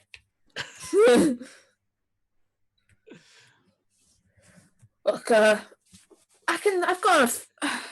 mean, axes don't sell hugely well, if I'm being honest, but I think might have something in the back. A little bit of an enchantment on it. I mean, it's you say you wanted something to keep yourself safe and also axe other people, right? Aye. Well, it's hang on, let me fetch it. He disappears in the back and comes back holding an axe that is probably it doesn't look dwarven in design. Its design is something you're kind of unfamiliar with. What's interesting about it is the handle is carved with a pattern of eyes. Aye. Lots of eyes. Sort of insect glass eyes staring out at you from the handle. And what is this supposed to do exactly? Well, it keeps you kind of alert and aware if trouble's coming your way. See, whilst you got that on you, then people can't sneak up on you. They can't surprise you. I call it the axe of no surprises. Very aptly named. I know. It's magical, and yeah, it'll wake you up if someone tries to attack you in your sleep. It'll give you a warning if anyone tries to attack anyone around you. Like, it's good for about 30 feet out, and it lets you get the drop on people as well a bit. Like, act a bit faster when things are kicking off. Gives you that little bit of an advantage at the start of a fight,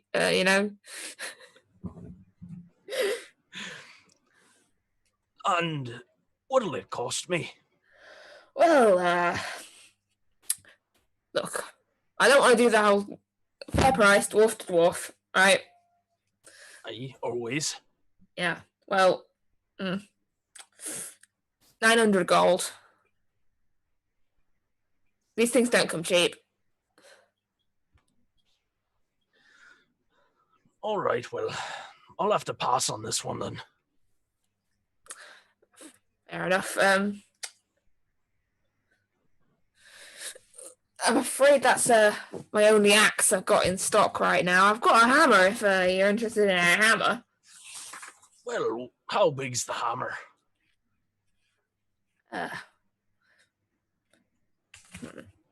It's a war hammer, I think. I've got to get rid of the chart of what the hammer in terms are. It's not a great hammer. It's like it's a mediocre hammer. You can hold in one hand. Yeah. Kind of hammer. Yeah. All right. I think that's one of them. And does that do anything special?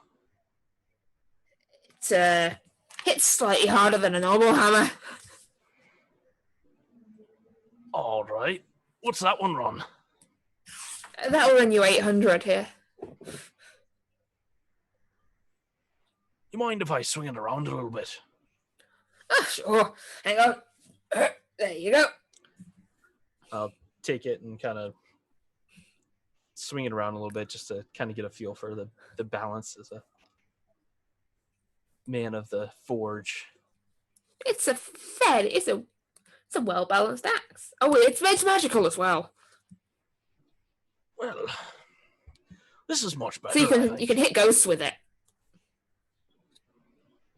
Do you run into a lot of ghosts? More than you'd expect. Luckily, I've got a bunch of weapons you can hit ghosts with. Look, see the stick on it? 100% ghost hittable. All right. Well, I think this will do. 700, you said, right? No, I said 800. Are you sure? There must be something in my ears. Make me a persuasion check. Nope, 6. No, I said 800. My Actually, ears are no. good. It was actually an 8. But still. 8 for 800. See, my ears are knew my ears, and my memory's still got it. All right. Mr. I mean, Dwarf? I've been fighting for the last couple of days protecting your city, so I must have heard wrong. Oh, I ain't never heard of you. Aye, that's on purpose. You know the Queen. Yeah, I believe a young lady. You Yeah. said- Did you have anything that might, be a little bit more armor than what I've got on? When she pulls on the little What, bit in a of- dress? Nothing.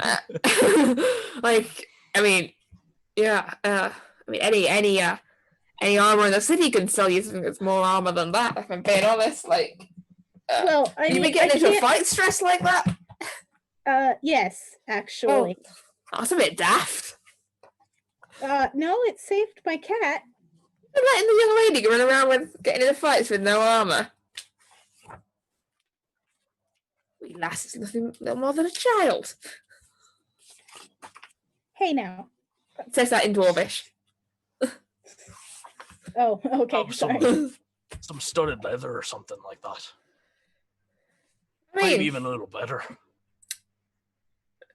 it's just some nice leather armor you're after, then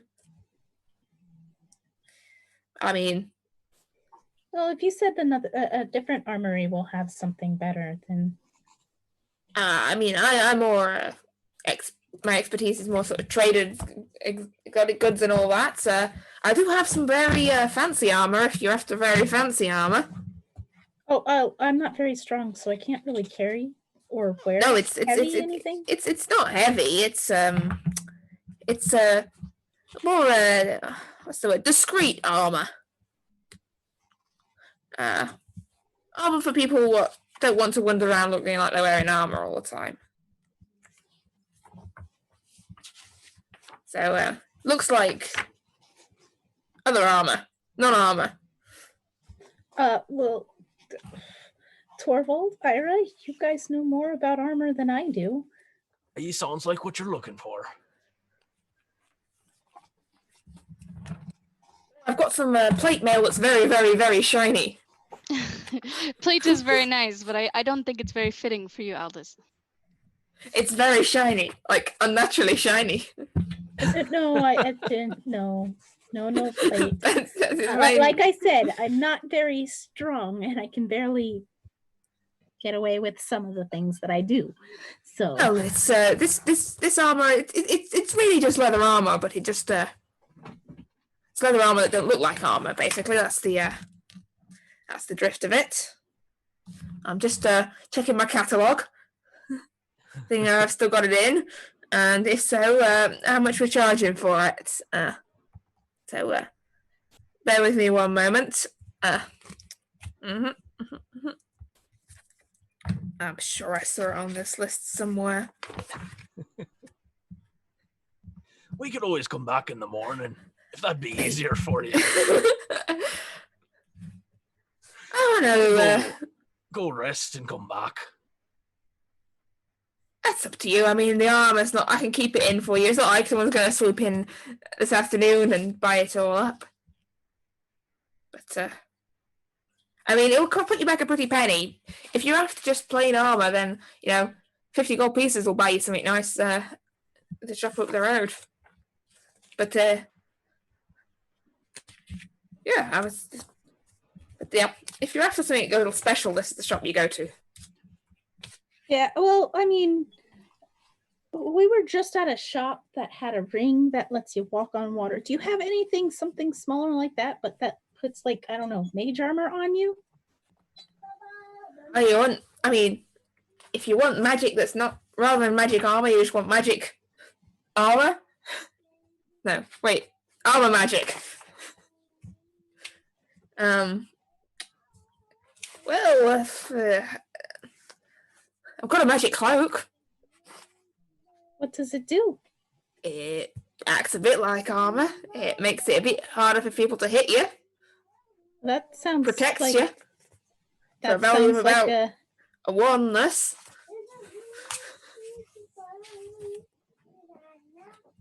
But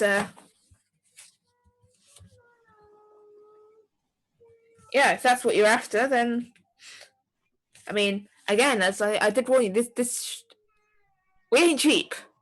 We're luxury imported goods here. I mean, yeah, how much is that cloak? 1,000 gold pieces.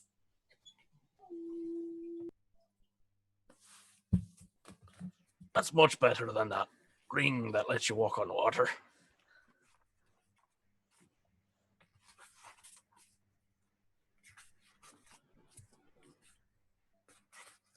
But well, if you want to have the night to think on it, then go for it. I mean, as I said, I don't. Yeah, I mean, if that's a bit rich for your money, then the glamoured armor is going to be a bit out of your budget.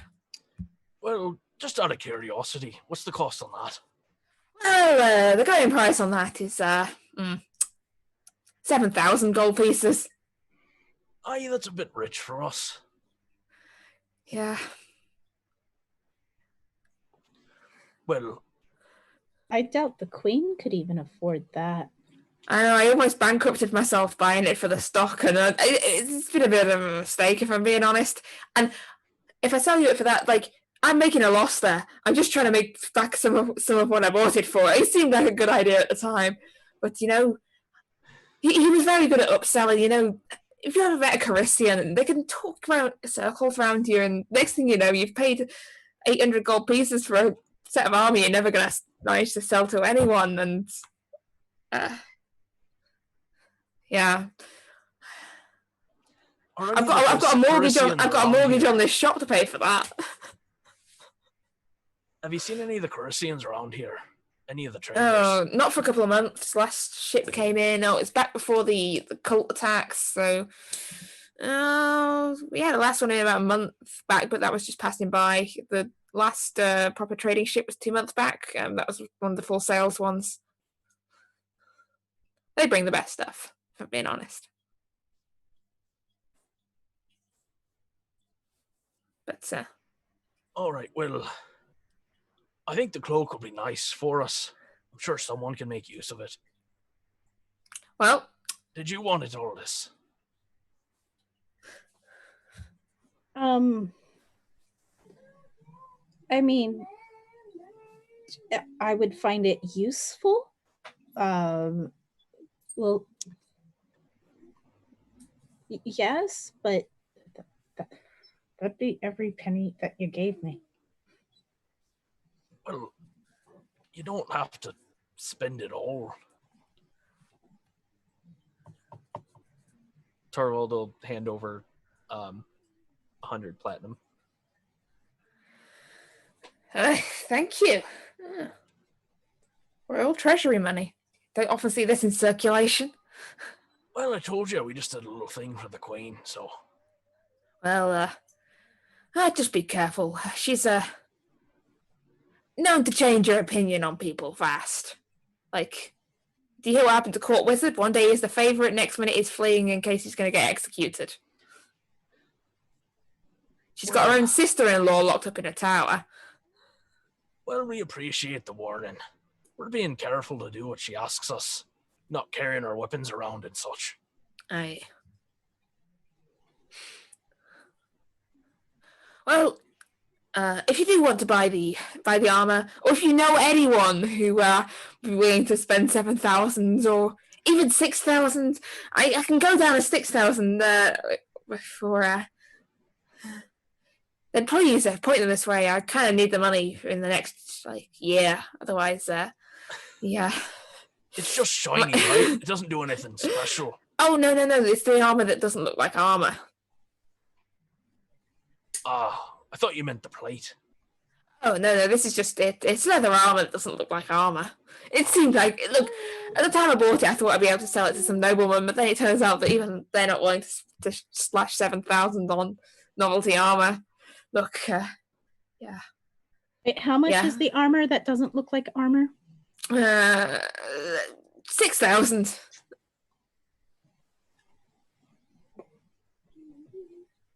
Yep. Well, look, pass the word around. Well, I'll turn to Torvald. Maybe Polly would like it.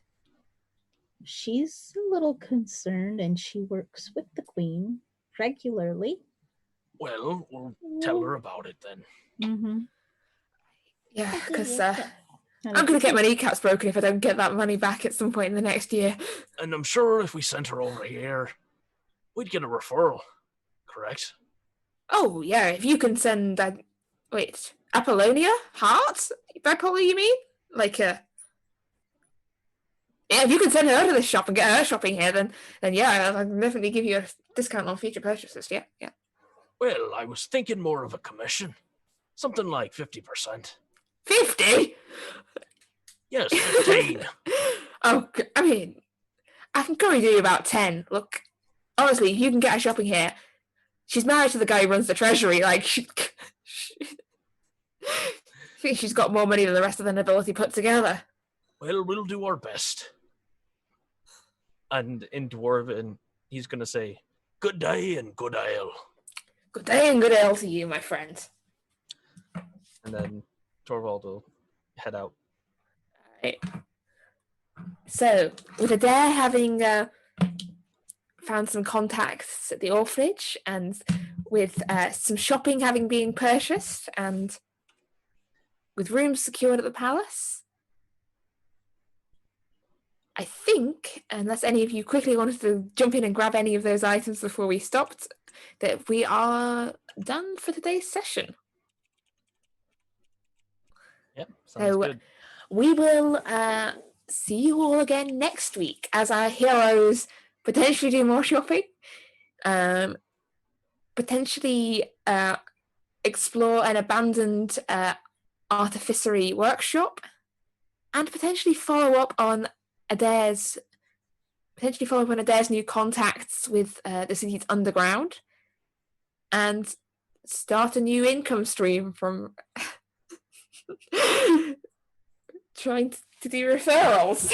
Yep. The heroes that you are.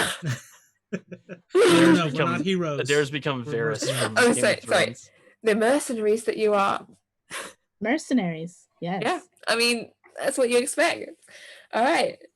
So, I guess run an urban session next week, I think, by the sounds of it. Which I like. Hey, it makes a change from flying boats. It makes an excitement. So, we'll see you all next week. And thank you for joining us.